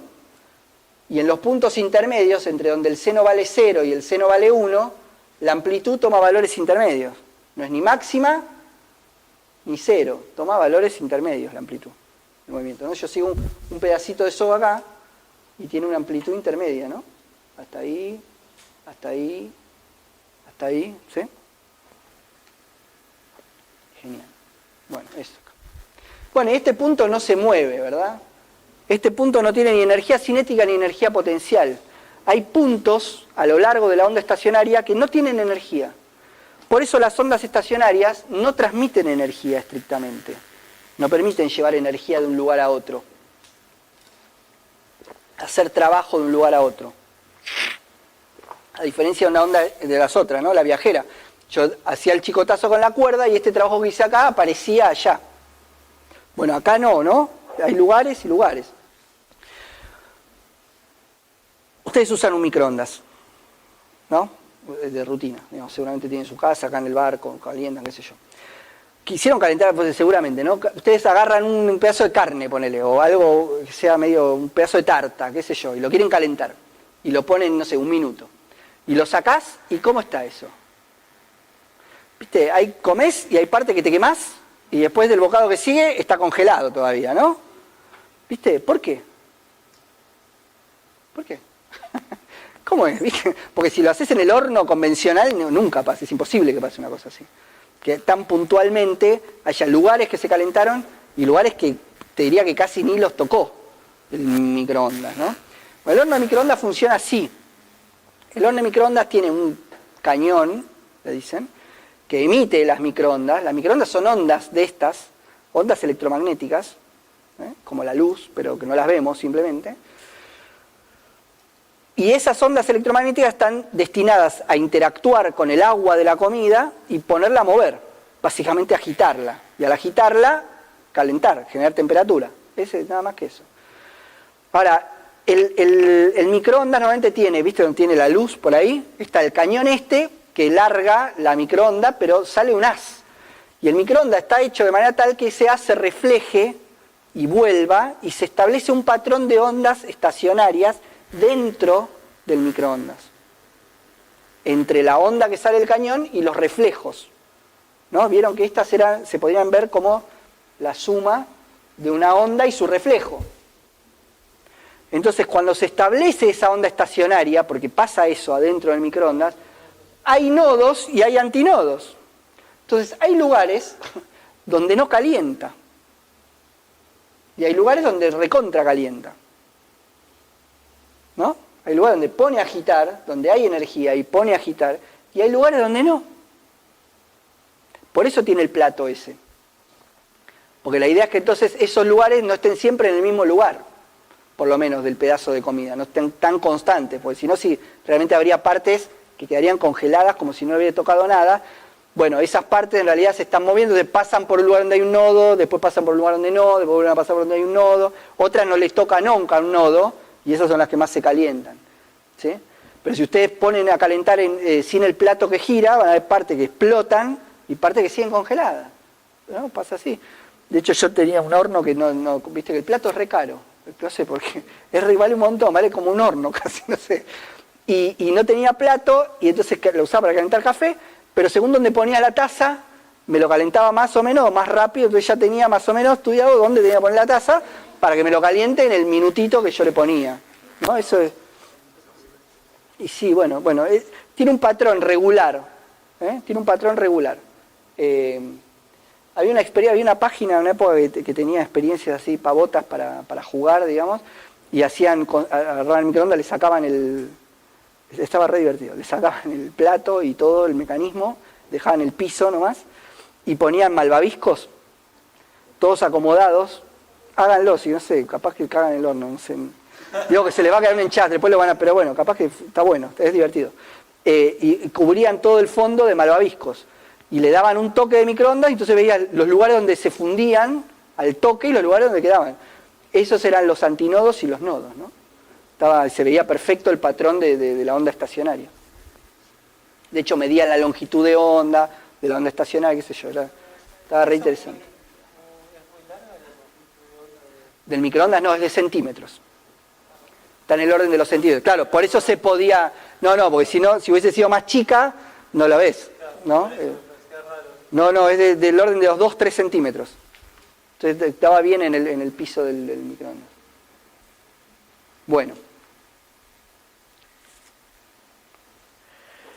Bueno, y vamos a... Bueno, después lo vemos esto. Lo podemos hacer con el resorte, pero lo hacemos después. ¿Recuerdan que cuando hablamos de resonancia en el caso de la clase pasada, hablamos de una frecuencia de oscilación? ¿Sí? Decíamos, todo sistema tiene una única frecuencia natural de oscilación, y si yo pongo a oscilar mi sistema con esa frecuencia, lo hago resonar, la amplitud, Cuando uno pone a oscilar una cuerda, genera una onda estacionaria en una cuerda, se pueden generar distintas ondas en la misma cuerda, con distintas frecuencias. Acá está, esto se ve re bien. Fíjense, esta onda estacionaria que se genera acá, tiene una frecuencia distinta a la que se genera acá, ¿no? Claramente la frecuencia de esta es mayor, tiene un periodo menor, ¿no? Repite cada menos tiempo, clarito, va más rápido si quieren. Y esta va más lento, y así, ¿no? Esta tiene una frecuencia mayor, esta mayor y esta mayor aún. Y a su vez tienen longitudes de onda cada vez menores, porque claro, hay una relación. ¿Son proporcionales? Sí, son proporcionales. Lo que me interesa discutir acá es por qué un sistema como este tiene varias frecuencias de vibración. ¿No? La masa del resorte tiene una única frecuencia con la que puede oscilar. Posta, tiene una única sola. En cambio, sistemas como estos tienen varias, de hecho, tienen infinitas. En teoría, tienen infinitas frecuencias naturales de oscilación. ¿Por qué? ¿Por qué? Bueno, lo que tiene en realidad son distintos modos de vibración. Este es un esquema que hice yo así medio trucho. No está tan lindo como esos GIFs que están recopados. Pero lo que quiero representar acá es distintas maneras de distribuir la inercia y la elasticidad. Si se acuerdan, en la clase pasada yo hice mucho hincapié en que teníamos una masa y un resorte, y que entonces toda la inercia estaba en la masa, que era pura masa y nada elástica, y toda la elasticidad estaba en el resorte, que era pura elasticidad y nada inercia. No tenía masa. Entonces eran dos propiedades bien separadas en dos lugares distintos, y eso funcionaba de la manera que describimos la vez pasada. Parecido a esto, tengo toda la masa concentrada en un punto y la elasticidad en otro lado. Esto, pensado así, puede oscilar de esta manera solamente, ¿no? ¿Lo ven? Esto como si fuese una bola de billar con dos resortes, ¿no? Este zigzag, discúlpenme, viene a representar un resorte, ¿no? Esto podría oscilar así. Ahora, si yo distribuyo la masa, esa masa la separo en dos, y en vez de estar toda junta en un lugar, puede estar en dos lugares, esto puede oscilar de dos modos distintos, ¿no? Puede oscilar haciendo esto, o puede oscilar haciendo esto. Son distintos modos de oscilación para el sistema, cada uno con su frecuencia. Y si yo la separo en tres, ponele, en vez de ni una ni dos, sino en tres lugares distintos, esto puede oscilar así, que es parecida a esa, o puede oscilar así. Gana un nuevo modo de vibración. ¿Lo ven? Cada uno con su frecuencia. Entonces, una cuerda donde no tengo ninguna separación entre donde está la masa y donde está la elasticidad, está todo junto. La cuerda tiene masa y elasticidad en toda su constitución. No tiene sentido repartir esto, ¿no? Sino que esto es un continuo de masa y elasticidad. Y puede vibrar de infinitas maneras, de distintos modos de vibración, se dice. Cada uno con su frecuencia. ¿Sí? Entonces, yo simplemente traigo esto sobre todo a colación de que me resulta interesante discutir qué importante que es las suposiciones que uno hace, ¿no? Digo, parece una suposición trivial, decir, bueno, toda la masa está acá, toda la elasticidad está acá, listo, sigamos, subimos al colectivo y vamos. Bueno, eso tiene consecuencias al final. Por ejemplo, que tiene una única manera de vibrar. ¿Sí? Si yo no hago esa suposición y me paro en otro lugar donde digo, hay un continuo de masa y elasticidad, eso, las maneras de vibrar son otras. Todas las conclusiones del sistema son otras. ¿Sí? Y de hecho las cosas son más varias. Sí, no tienen una única frecuencia natural. Tienen varias frecuencias naturales. ¿Sí? Que se llaman armónicos. Esos son los armónicos. Para cualquiera que esté familiarizado con la música, o tenga un poco de teoría, les suena la palabra seguro. En física, esos son los armónicos, ¿no? Las distintas maneras de vibrar que tiene un sistema. Todas son frecuencias naturales para él. Todas inducen resonancia. Y guardan una relación entre ellas. La de menor frecuencia se llama fundamental, frecuencia fundamental, y a partir de ahí los distintos armónicos. Primero, el segundo, el tercero, ¿no? ¿Vieron un piano? ¿Vieron un piano? No importa si lo saben tocar, pero si se detuvieron un toque en mirar la parte del teclado, las teclas, ¿no? Vieron que hay un patrón que se repite. Con 5, claro. Ok, cada 12 repite. ¿Sí? Eso se llama una octava. No importa, no importa. Lo que me importa de esto es, ese patrón es esto. Ustedes saben que en el piano hay muchos la. Esta es la, esta es la, esta es la, todas la. ¿Y por qué son todas la y son todas distintas? ¿De qué estamos hablando? ¿No? ¿Cómo hay muchos la? No sé si lo pensaron una vez. Si hicieron música, por supuesto. Pero si no, no sé, ¿viste? Si son cosas que uno... Ah, claro, o sea, hay muchos la, bueno, no sé, yo pensé que era uno, no sé, ¿no? Como, bueno, la relación es esta. Son primos, si se quiere, entre sí. Esos la. ¿Sí? Es lo mismo puesto a vibrar de distintas maneras. ¿Está bien? ¿Sí? Genial. La amplitud sería la misma, pero La amplitud sí, no importa, es la que vos le das con el martillo a la cuerda. Tienen frecuencias distintas, pero que guardan una relación. Una es el doble que la otra, ¿no? Y así guardan una relación, no es cualquier relación. O sea, por ejemplo, en ese que es un solo Sí, electrodo, tiene una frecuencia. En esta, donde está la onda completa, tiene el doble de frecuencia. Entonces, si un la tiene una frecuencia, el otro la tiene el doble de frecuencia. No 3/5 ni 1,8, el doble. Ese es el armónico.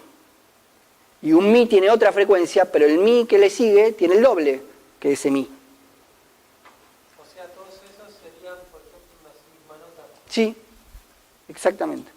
Esos son los armónicos. Bueno, esto no importa.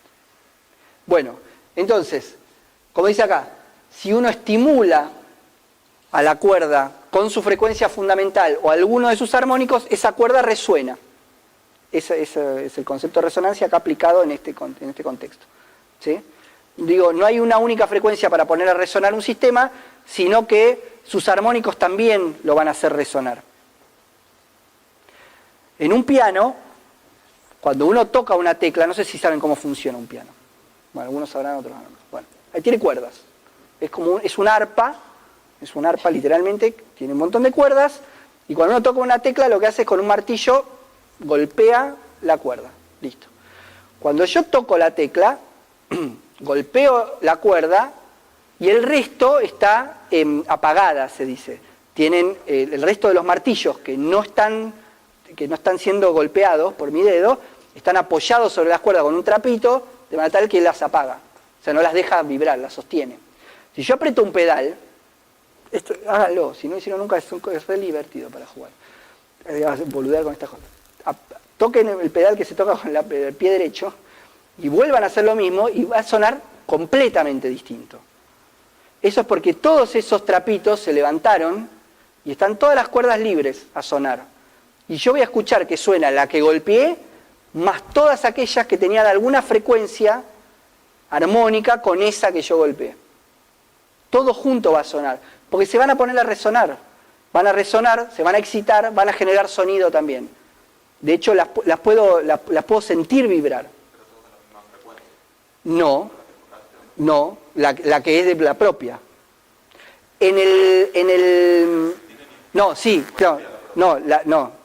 La que vos hiciste, sí. En la guitarra pasa lo mismo, ¿no?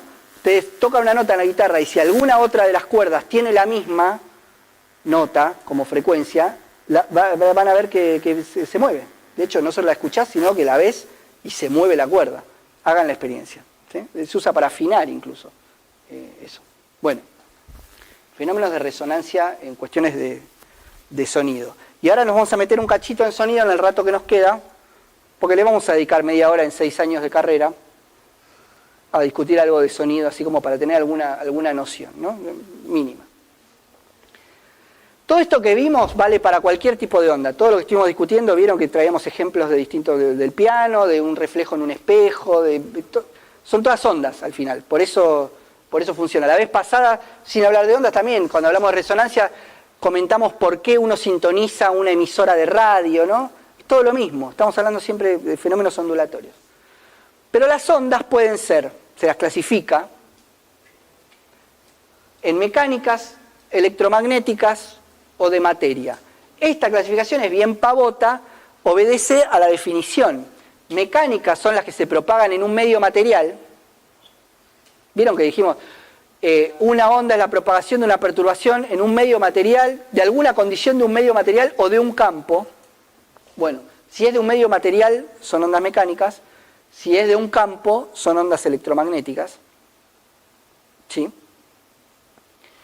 Y estas, que no sé ni lo que son, honestamente, pero hay que ponerlas porque corresponde, que las que se llaman de materia, no sé. Pero ¿vieron cuando las ondas asociadas a las partículas, las funciones de onda que ustedes ven para los electrones, ponele en química, ¿no? ¿Vieron? La función de onda de Schrödinger, todo eso. Bueno, esas ondas no son ninguna de estas que estamos discutiendo, por supuesto. Bueno, son estas, que se llaman de materia, no sé, tienen propiedades ondulatorias, se comportan igual. Vieron que los electrones, de acuerdo al experimento, también son una onda. Bueno, es difícil de pensarlo, dale. Bueno, esas son las que se llaman de materia, tienen sus reglas, digamos, ¿está bien? Pero nosotros las que más vamos a discutir esto, van a tener 2 o 3 teóricos de cuántica, donde si tienen suerte van a poder charlar de alguna de estas cosas. Nosotros nos enfocamos acá y acá. Estas son las electromagnéticas, son las que van a ver con Horacio, y nosotros ahora vamos a discutir un toquecito, ondas mecánicas. Además, de acuerdo a su naturaleza, las ondas pueden ser transversales o longitudinales. Esta es otra clasificación que tiene que ver con la relación que tiene la perturbación con la propagación. No quiero volver a la diapositiva, voy a estar 3 horas atrasando diapositiva y volviendo otra vez hasta acá, pero recuerdan la primera, la del pulso en la cuerda, que decíamos, se ve clarito algo que se mueve de izquierda a derecha y también se siente, o se ve, entendemos, que la cuerda se está moviendo de arriba hacia abajo, o de abajo hacia arriba, ¿sí? Ahí hay una transversalidad, ¿no? La perturbación es de abajo hacia arriba y la propagación era de izquierda a derecha, ¿no? Son transversales, eso es esto. Imaginen estas bolitas unidas de alguna manera, de manera tal que el movimiento de una afecta al de la otra, no sé, están en una tela, están en, no sé, algo, listo, no importa. Cada bolita se mueve de abajo hacia arriba alrededor de una posición de equilibrio. ¿La ven? Elijamos una. Mira esta. ¿No? Hace un movimiento armónico, de abajo hacia arriba, clarito. Sin embargo, yo veo algo, ¿lo ven? Que se mueve de izquierda a derecha también. ¿La ven? ¿La onda? Bueno, acá es la perturbación ocurre de abajo hacia arriba, así, vertical, y la propagación es horizontal. Esto es una onda transversal. A diferencia de esta, que es una onda longitudinal, fíjense que acá las bolitas se mueven de izquierda a derecha, ¿no? Elijamos una acá en el borde. Cada bolita no es que se desplaza, no es que viene corriendo una bolita desde allá hasta acá. Cada bolita se mueve alrededor de una posición de equilibrio de izquierda a derecha, horizontalmente. ¿La ven? Pueden agarrar cualquiera, ¿eh? Yo elijo esta porque es la más fácil de seguir, pero pueden agarrar cualquiera, agarramos una acá. Sin embargo, hay algo, yo lo veo, que se traslada de izquierda a derecha desde allá hasta acá. ¿Lo ven? ¿Lo ven? Una ola, ¿no? Que viene. Bueno, acá es longitudinal, porque son paralelas la perturbación con la propagación. Están en el mismo eje. ¿Eso sería, así serían las de sonido? Sí, sí. Ahora lo vamos a ver, exactamente. Así son las de sonido. Eso se aplica a los tres tipos, ¿no? Sí, todo puede ser de cualquier manera. Son dos clasificaciones distintas. Igual unas son de un modo y otras son de otro. Pero todas son de cualquier manera. Bueno, después volvemos sobre esto, no importa. Y acá está, el sonido entonces es una onda mecánica, porque necesita un medio material para propagarse, y longitudinal. ¿Estamos bien? El sonido en el vacío no se propaga. La estrella de la muerte explota en una galaxia muy muy lejana y no debería escucharse nada. Falló. No hay que escuchar nada ahí, ¿no? Pues no puede venir una onda sonora desde la explosión hasta mí. No hay modo, porque en el medio hay vacío. Y el sonido para propagarse necesita algo que agitar. Si no, no se corta, ¿no? Si en el medio hay vacío, listo, no tiene nada que agitar y hasta ahí quedó. Lo que está allá no le llegó la perturbación, lo que está del otro lado del vacío, ¿no?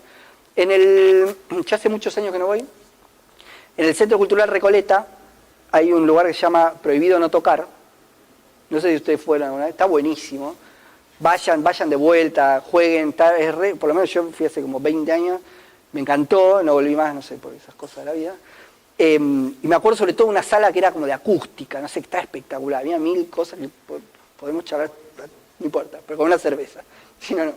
Pero había algo que viene a colación acá, que era una campana de acrílico con un timbre adentro, ¿no? Un timbre como de colegio, así, grosso, que uno apretaba un botón y ¡ring! ¿Viste? Había un martillo que sacudía el timbre y se escuchaba a full. Y había un segundo botón que uno lo apretaba y hacía vacío en esa campana.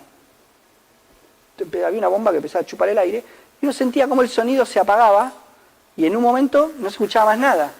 Y lo veías al timbre que estaba el rojo, ¿viste? La sacudida del martillo. Y no escuchabas nada, porque había sacado el aire entre el timbre y vos. Porque el sonido es eso, el sonido es esto. Esto que está acá es un diapasón. No sé si ustedes alguna vez tuvieron contacto con un diapasón. Diapasón es esto, ¿no? Es un fierrito, un cachito de metal que vibra. Si yo lo sacudo, lo agito, está destinado a vibrar, digamos, está optimizado para que vibre. Y dada la forma, la masa, el material, todo, vibra con una frecuencia. Le sale una, naturalmente le sale una que se escucha. Entonces, como le sale una y es más o menos siempre la misma, se usa para afinar, ¿no? Entonces uno golpea esto, escucha y dice, ah, ese es el sonido del diapasón, este sonido es el mismo que tendría que hacer tal cuerda en mi guitarra o tal tecla en mi piano, entonces la toco a ver si copia. Y si sé interpretar, digamos, todo mi cerebro puede hacer un montón de cosas, digo, sí, ok, no, está parecido, no sé, vemos. Pero esto está destinado a hacer sonido, ¿no? Entonces yo lo que tengo que hacer es... No escuchan nada. Muy poquito. ¿Algo? Algo, ¿no? ¿O no? Allá ni a palos. No. Tenemos muchas cosas para discutir acá. Ahora sí.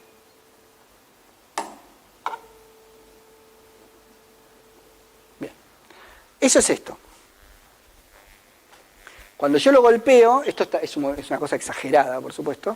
Cuando yo lo golpeo, las ramas estas, digo en el sentido que hace como... Bueno, se agitan y en su agitamiento agitan al aire que la rodea y ponen a mover al aire y hacen que partículas de aire choquen con la que sigue y entonces trasladen la perturbación a la que sigue y la que sigue choca a la que sigue, de manera tal que pasa algo parecido a esto, que está más lindo representado acá. Esto podría ser la rama del diapasón, ¿no? Vibrando y agitando moléculas de aire. Ese agitamiento, esa agitación, no sé cómo se dice.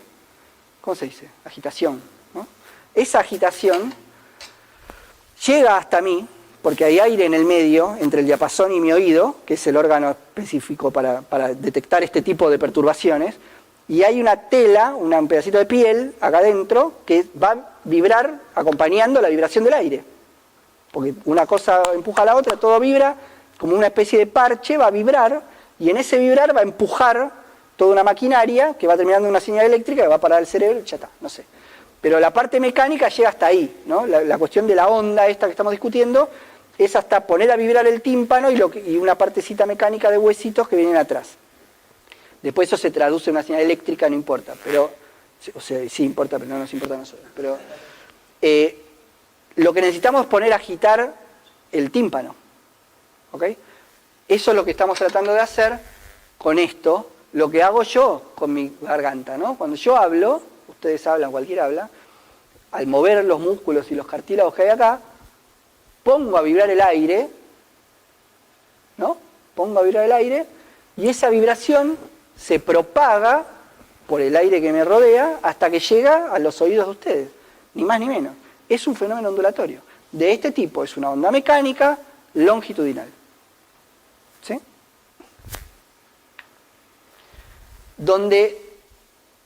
Mecánica longitudinal, donde la perturbación es diferencias de presión. ¿Viste? ¿Qué es lo que yo veo? ¿Viste? Yo les decía, yo veo algo que viene de izquierda a derecha. Lo veo, que viene de acá y llega hasta acá, que no es cada bolita. Pareciera esos dibujos que son tipo ilusiones ópticas, ¿viste? Pero no es. Cada bolita está alrededor de un lugar siempre. Pero hay algo que viaja. Lo sigo, mirá. ¿Lo ven con mi dedo? Viene, ¿eh? ¿Qué es eso? Es apretamiento. Si se fijan, hay como zonas donde están más apretadas las bolitas, ¿las ven? ¿Sí? Y zonas donde están más espaciadas. ¿No? Eso es presión. Donde un gas se comprime, tengo más presión. Donde el gas está enrarecido, tengo menos presión. ¿Sí? Entonces, la perturbación acá es presión. Son delta P, o delta densidad también uno podría pensarlo, ¿no? Está más denso, tengo más partículas de aire en el mismo volumen, tengo más densidad también. Pero la variable más interesante para analizar es presión. De manera tal que si yo saco una foto del GIF ese que tenía, voy a tener partes, otra vez, ¿no? Que seguía con el dedo, donde las bolitas están más apretadas, ¿la ven? Tengo máximos de presión, partes donde las bolitas están bien sueltas, no sé cómo decir la palabra, desapretadas sería. La palabra estricta es enrarecido, ¿no? Como tengo pocas partículas, y partes donde las bolitas están más apretadas, ¿no? La ven. Tengo máximos de presión, partes donde las bolitas están bien sueltas, no sé cómo decir la palabra, desapretadas sería. La palabra estricta es enrarecido, ¿no? Como tengo pocas partículas, donde tengo baja presión. Y por supuesto, bueno, habrá en el medio, habrá lugares donde tengo la presión justo, que es la presión que había cuando no había una onda, ¿no? Entonces yo puedo graficar esto, presión en función de la distancia, ¿no? Mirá. Sería el mismo comportamiento de la que vimos la otra vez, que con el tiempo se iban achicando las amplitudes. No sé, habías dicho, pero Sí, amortiguado, decís. o sea, tener el mismo comportamiento de nodo antinodo de la estacionaria. Esta es viajera. Mirá, esto es una foto de esto. Esta es viajera, ¿eh? Es viajera, viaja de izquierda a derecha. Vamos a ver onda estacionaria en sonido también, pero esta no, esta es viajera. Es viajera. Lo que traigo esto simplemente es para que tengamos en mente que esta gráfica, ¿no? ¿La ven? Que tiene picos y valles y es la típica víbora que uno dibuja. No implica una onda transversal, porque esto es una confusión re común. El sonido es una onda longitudinal. Esto que está acá no es el sonido. Esto es una representación del sonido. ¿Está claro? Es una pavada lo que estoy diciendo, pero es obvio, ¿no? Esto es máximos y mínimos de presión. No es la onda. Esto. No es lo mismo que la cuerda. Que la cuerda representaba la onda en su físico mismo. La cuerda estaba más arriba, más abajo, ¿no? La perturbación estaba en ella misma. Entonces cuando yo dibujaba algo así, dibujaba la cuerda y a su vez podía representar a la onda en la cuerda con el mismo dibujo. Acá con este dibujo represento a la onda sonora, pero esto no es la onda sonora se parece a esto. Claro, claro, ahí quiero llegar, porque es una confusión muy común ver esto y pensar automáticamente en una onda transversal, claro, porque acá hay una transversalidad entre esto y esto. Pero esto no es la onda, esto es una representación de la onda. Podría representarla como quiera, podría ser una tabla de valores, podría ser colores, yo qué sé, no hay una transversalidad en los colores, ¿viste? Podría ser colores, podría ser rojo acá y verde acá, y hacer un mapa de colores y decir, uy, mirá, ¿no? Sin embargo, el sonido es longitudinal. Bueno, esta es una representación, pero... Bueno, y así como la velocidad en la cuerda dependía de la tirantez o elasticidad de la cuerda y de la masa de la cuerda, bueno, la velocidad del sonido va a depender también de la elasticidad del medio, que está representada por esto que se llama módulo de compresibilidad. Porque se trata de compresiones, ¿no? Diferencias de presión. O sea, algunos materiales son más fáciles de comprimir, como el aire, suponte, y otros materiales son más difíciles de comprimir, son más rígidos, como un metal. Sí, entre las partículas y sí. Al final esto es elasticidad, claro que sí. No sé si es un choque, ¿viste? Depende. A lo mejor uno puede pensar en las partículas de un gas, eventualmente sí, en un sólido no sé si es un choque, pero es elástico igual, es un fenómeno elástico. Va a depender de este módulo de compresibilidad, que es simplemente cuán fácil es comprimirlo. Es un cociente entre la presión que hay que hacer para que cambie su volumen. Algo que hay que hacer mucha presión para comprimirlo, tiene un módulo alto. Algo que hay que hacer poca presión para comprimirlo, tiene un módulo bajo, ¿no? Un metal tiene un módulo alto, un gas tiene un módulo bajo. Esto es algo así como la elasticidad y la densidad del material. Tiene que ver con la masa que ocupa, con la masa que tiene, cuán masivo es. Entonces otra vez tenés un componente elástico y un componente inercial. La mayoría de los fenómenos en la vida responden al balance entre dos tendencias, siempre. Que el fenómeno ocurra o que el fenómeno no ocurra. Esto, si pueden interpretar cualquier cosa que les expliquen así, van a entender mucho más un montón de fenómenos. Siempre hay dos tendencias, a que el fenómeno ocurra y a que el fenómeno no ocurra. Y la ocurrencia del fenómeno tiene que ver con el balance entre esas dos cosas, ¿sí? Entonces, más compresible es, pasa una cosa. Menos masivo o más masivo es, pasa la otra. Son dos tendencias. Más elasticidad, más movimiento, de alguna manera. Más masivo, más inercia, menos movimiento. Bueno, cuesta más, ¿no? De los que ganaban un gas denso y cuando hablaban tenían la voz grave. Bueno, sí, claro, esto de chupar helio y sí, tiene que ver con eso, claro, lógico. Sí, porque estás haciendo vibrar otro gas que tiene otras propiedades y te cambia todo, ¿no? Es porque depende del medio. Claro, sí. Está divertido eso, no sé, está bueno. Podríamos traer un día para jugar. Nunca lo hice, pero siempre me quedó, ¿no? Debe ser re divertido. Usaba helio y creo que era tetrafluoruro de azufre, del otro que es pesado. De carbono, ese argón. Bueno. Y acá tenemos ejemplos de velocidad del sonido en distintos materiales, ¿no? Distintos materiales que tienen distinto módulo de compresibilidad y distinta densidad. Y por eso van a tener distinta velocidad. Entonces fíjense, por ejemplo, en el aire se mueve a una velocidad. La típica velocidad del sonido es esta. Alguna de estas, no sé. Pero fíjense que cambia con la temperatura. ¿Por qué cambia con la temperatura? Al aumentarle la temperatura ¿Qué? ¿Sé qué? ¿Se comprime al aumentar la temperatura? Se dilata. Al aumentar la temperatura se dilata. ¿Y al dilatarse qué? ¿Cómo? Disminuye la densidad, claro. Entonces aumenta la velocidad. ¿Sí? Bueno, y así distintos materiales, ¿no? Entonces tenés, ponele, no sé, el agua tiene una velocidad mayor. Es más denso que el aire, mucho más denso que el aire. Sin embargo, es mucho menos compresible. Es más rígido. ¿Sí? Entonces transmite mejor. Y cuanto más rígido, más transmite. Viaja mejor por ahí, a más velocidad y llega más lejos, de hecho, ¿no? Ponele, en El Señor de los Anillos, cuando estos tipos, no me acuerdo el nombre, los Uruk-hai secuestran a los hobbits, ¿no? Y sale la compañía a rescatar a uno. Aragorn, que era el que llevaba la voz cantante en la compañía esa, en la película está esto, porque en el libro no está. Ponía el oído en el piso, ¿no?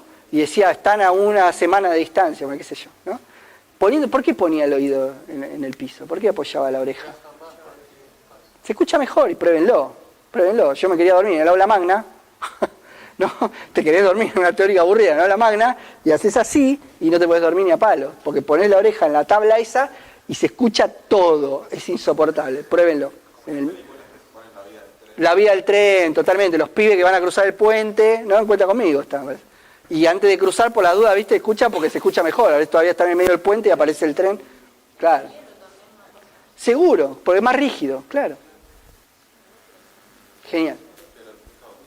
Bueno, y también entonces podemos encontrar una ecuación de onda para el sonido, donde la ecuación de onda para el sonido es esta.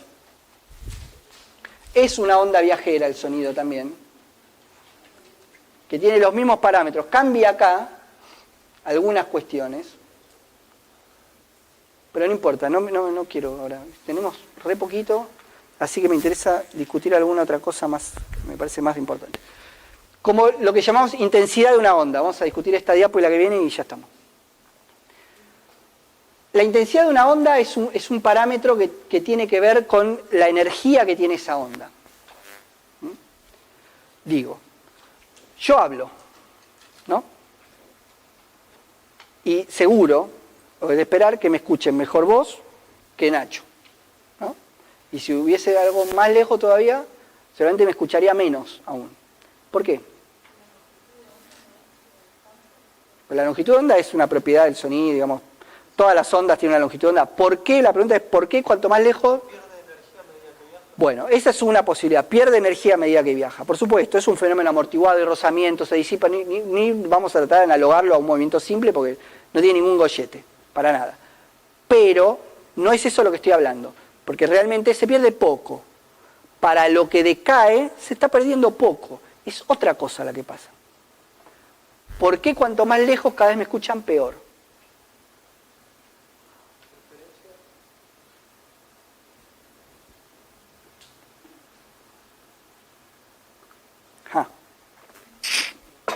Por el fenómeno mismo de propagación. Miren, yo hago un trabajo con mi garganta, ¿no? Hago un trabajo y pongo a vibrar el aire. Pavarotti pone a vibrar el aire ahí a full, ¿no? Sale por toda la cabeza, ¿no? Imaginemos más o menos que es un emisor uniforme, ni en pedo. Si yo me doy vuelta me escuchan peor, seguro. Porque está todo armado para que el sonido se direccione, más vale en un sentido, no emito igual para todos lados. Pero vamos a ponerle que emito para hacer más simple la cosa. ¿No? Emito para todos lados más o menos igual. Entonces este trabajo que yo estoy haciendo pone a agitar las moléculas y esa energía se desparrama. No es que se pierde, ¿no? En el sentido de la no conservación, sino que se desparrama, vamos a decir, se traslada, se propaga en un volumen cada vez mayor, ¿no? A medida que estoy más lejos, es una esfera, por supuesto, es una esfera cada vez mayor, con lo cual el pedacito de trabajo que le toca al que está más lejos es proporcionalmente menor en esa esfera más grande, ¿no? El que está acá cerca, tu sistema auditivo capta el 20%, ponele, de lo que yo estoy emitiendo, ¿no? Porque más o menos entre 20 pegan la vuelta y captarían todo, ponele, el 20%, el 5%. Ponele. Más allá es mucho menos, porque en proporción es mucho menos lo que le llega a él de todo lo que yo emití, que salió para todos lados, ¿no? Bueno, eso es la intensidad. La potencia es la que es, pero la potencia en un área es la intensidad. Entonces lo que cae, la variable que cae entre él y Nacho es la intensidad, no es la potencia. La potencia es la que es la que yo largo. Ahora, cuánta intensidad va llegando a cada punto es cada vez menor cuanto más lejos estemos del emisor. Tenemos esta variable que es intensidad. ¿Sí? ¿Sí? Lo que cada vez se propaga a esferas más grandes, ¿qué es? ¿La frecuencia? La onda, la energía de esa onda, lo que transporta esa onda, ¿no? La agitación de las moléculas, como lo quieras ver. ¿Sí? ¿Estamos bien? Algo así, guardaría una relación. Claro, es por área, digamos, es una densidad de la potencia, así, no sé, pero bueno, está bien. Claro, como al desparramarse en un lugar más grande, eso que es más ralo, si se quiere, es la intensidad. Bueno, y se define una variable que se llama nivel de sonido, o sound level, lo van a encontrar así, que es un cociente entre la intensidad que hay en un punto se detecta una intensidad, bueno, de una onda sonora. En ese punto hay un sound level, un nivel de sonido, que es un cociente entre esa intensidad que hay ahí, dividido una intensidad cero, que es una intensidad de referencia. Que la intensidad de referencia es esta, ¿no? En watt por metro cuadrado, porque es potencia por área, ¿no? 10 a la menos 12 watt por metro cuadrado. Eso es una intensidad de referencia que vamos a discutir porque es re interesante. Entonces, el cociente entre la intensidad que hay y la intensidad de referencia multiplicada, o sea, hecha logaritmo y multiplicada por 10, no importa, es lo que se llama nivel de sonido. El nivel de sonido es distinto entre acá y Nacho, ¿no? Porque la intensidad acá es mayor que allá, entonces el nivel de sonido acá es mayor que allá. Pero el nivel de sonido tiene en cuenta esta I0. Esa I0 es la menor intensidad que el oído humano puede detectar. Entonces, el nivel de sonido, que es la variable que más se usa, esta es la que se llama decibeles. ¿Vieron? Un sonido de tantos decibeles, guarda relación con el oído humano. Es un parámetro que es antropocéntrico, si quieren. Hay muy pocos en física que son así, ¿no? En general los parámetros son cosas objetivas, qué sé yo. Este es un parámetro que guarda relación con el hombre. ¿Qué hombre? No sé, ¿no? Caucásico, promedio, 75 kilos, no sé. Yo no creo que sea esta intensidad la menor, seguro que bastante más, la menor que yo puedo. Estoy medio sordo ya.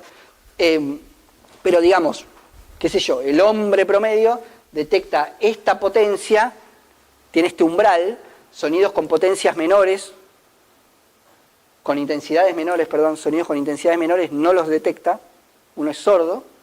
Entonces, fíjense, si la intensidad en un punto coincide con esta, le vale esto, ¿no? 10 a la menos 12, esto me da 1, ¿verdad? Y el logaritmo de 1 es 0.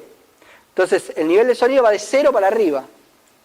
0 es, justo estoy en el límite de lo que no puedo escuchar. Paso un poquito el 0 y empiezo a escuchar, ¿sí? Esos son los decibeles. 0 decibeles es un sonido inaudible. Eso quiere decir 0 decibel. ese 0 de la escala de decibeles justo esté en el borde de lo que puedo escuchar. 0,1 decibeles ya lo escucharía, en teoría. ¿Sí? Y hasta podría haber sonidos con decibeles negativos, ¿no? Que son con intensidades menores a esto. Bueno, es otra cosa, porque los perros... Espera, ahora vamos a llegar. Espera. Ahora vamos a los perros, todo eso. Porque terminamos con esta diapo. Esta diapo es nivel de sonido en decibeles en función de la frecuencia. Y tiene un montón de cosas que ahora vamos a discutir y unos colores y qué sé yo, pero lo primero que quiero mostrar acá es esta suerte de valle que hay acá blanco, ¿no? Esta sonrisa blanca acá. Este es el umbral auditivo. Otra vez, de un hombre promedio, Sonidos con decibeles por debajo de esto no se escuchan. Sonidos con decibeles mayores sí se escuchan. ¿Estamos bien? Y fíjense que no es una recta esto. Claro, para distintas frecuencias tengo distintos umbrales. Hay la frecuencia esta de 1000, entre 1000 y 10.000 Hz, es para donde soy más sensible, donde detecto intensidades menores. Frecuencias más bajas o frecuencias más altas, necesito más intensidad para poder escucharla. E incluso, perdóname, hay frecuencias que por más intensidad que tenga, no las voy a escuchar nunca. Frecuencias muy altas, que no importa el nivel de sonido, o frecuencias muy bajas, no las voy a escuchar. Soy sordo para eso. Que el ruido ese de las teles que hace como interferencia, lo llaman ruido gris. Sí, exacto. En los mismos decibeles, vos lo escuchas más agudo porque tenés mayor audición. Bueno, claro, no escuchás parejo, eso es, ¿no? No escuchás todo parejo, está bien. Si yo te pongo la misma intensidad de todas estas frecuencias, algunas las vas a escuchar con más intensidad, con más sound level, en realidad, y otras con menos sound level, algunas no las vas a escuchar. Lo que componés con eso es un promedio entre lo que más escuchás y lo que no escuchás. Más agudo en el sentido que sí, estos tienen como una panza del centro a la derecha, ¿no? Los que están más agudos, uno es más sensible, pareciera que a los que son más graves, ¿sí? Y lo que decían del silbato para perros, la idea del silbato para perros está en una frecuencia que por más intensidad que yo le meta, por más fuerte que sople, yo no lo voy a escuchar porque simplemente mi oído no responde a eso. ¿Sí? Entonces acá, este gráfico está re bueno y tiene ejemplo, ¿no? Para hacerse una idea de lo que uno está hablando. Distintos niveles de sonido, distintas cosas cotidianas, como una conversación susurrada, un grito, el motor de una moto, e incluso esto que dibuja acá, que dice umbral del dolor, ¿no? Un punto a partir del cual la sensación se hace molesta, ¿no? Y es lo que se deja de llamar sonido, se llama ruido, normalmente. Es cuando... Este dolor tampoco quiere decir que, viste, te sangre en los oídos, pero digo, es molesto, no es agradable. Es algo que uno, si pudiera, bajaría un poco el volumen. Como por ejemplo un disparo a corta distancia, ¿no? Es algo que, no sé, voy a disparar un arma, viste, es algo fuerte. Un avión, ¿no? El sonido de un avión. Pero fíjense, por ejemplo, el sonido de un avión a 10 metros, o sea, no quieren pensar el ruido que hace, hay partes que uno escucha y partes que no, ¿no? Hay frecuencias que son tan bajas que uno no las está escuchando. Lo mismo acá, mirá, el trueno, ¿no? El trueno hay frecuencias que uno escucha y frecuencias que no. ¿No? Hay un montón de cosas que uno no las está escuchando. O esto está bueno también acá, los murciélagos, ¿no? El gritito ese de los murciélagos, que uno escucha un qui, ¿viste? Parece una ratita, pero esta puntita está dibujada a propósito. Hay una pequeña fracción de lo que emiten los murciélagos que es audible y el resto no. La mayoría de lo que están emitiendo, vos no lo estás escuchando la colita del sonido que te dejan escuchar tus oídos. ¿Sí? ¿Está bien? ¿Sí? Genial. Bueno, siendo las 20:02, bueno, esto es lo mismo. Bueno, las ondas se reflejan también. Otro ejemplo más de lo mismo. El típico reflejo es el eco, y ya está. El típico reflejo es el eco, ¿no? Donde uno emite un sonido y después lo escucha después, porque rebotó, se reflejó y volvió, ¿no? Este es el eco distinto de lo que es la reverberación, lo que se llama reverberación, que son múltiples ecos. Por ejemplo, cuando uno habla en una habitación vacía o uno canta en el baño, que se escucha distinto, ¿viste? ¿No? Uno escucha el sonido original y escucha otras cosas, ¿no? ¿Vieron cuando uno entra en una casa vacía, una habitación vacía, se escucha distinto? ¿Qué es esto? Bueno, esos son múltiples reflejos que llegan todos sumados y ensucian el sonido original. No escucha así como raro. Por eso cuando uno quiere un sonido puro, evita eso y en los estudios se tapa con algo que no refleje y que absorba. Así todos estos sonidos no llegan, llega solo el sonido que viene de la fuente, que es el que a mí me interesa, ¿sí? Bueno, podríamos hablar un rato más, no importa. Quedamos acá. Si quedó algo pendiente lo seguimos por el campus y bueno, nada, van a seguir con Horacio. Espero que no haberlos aburrido demasiado.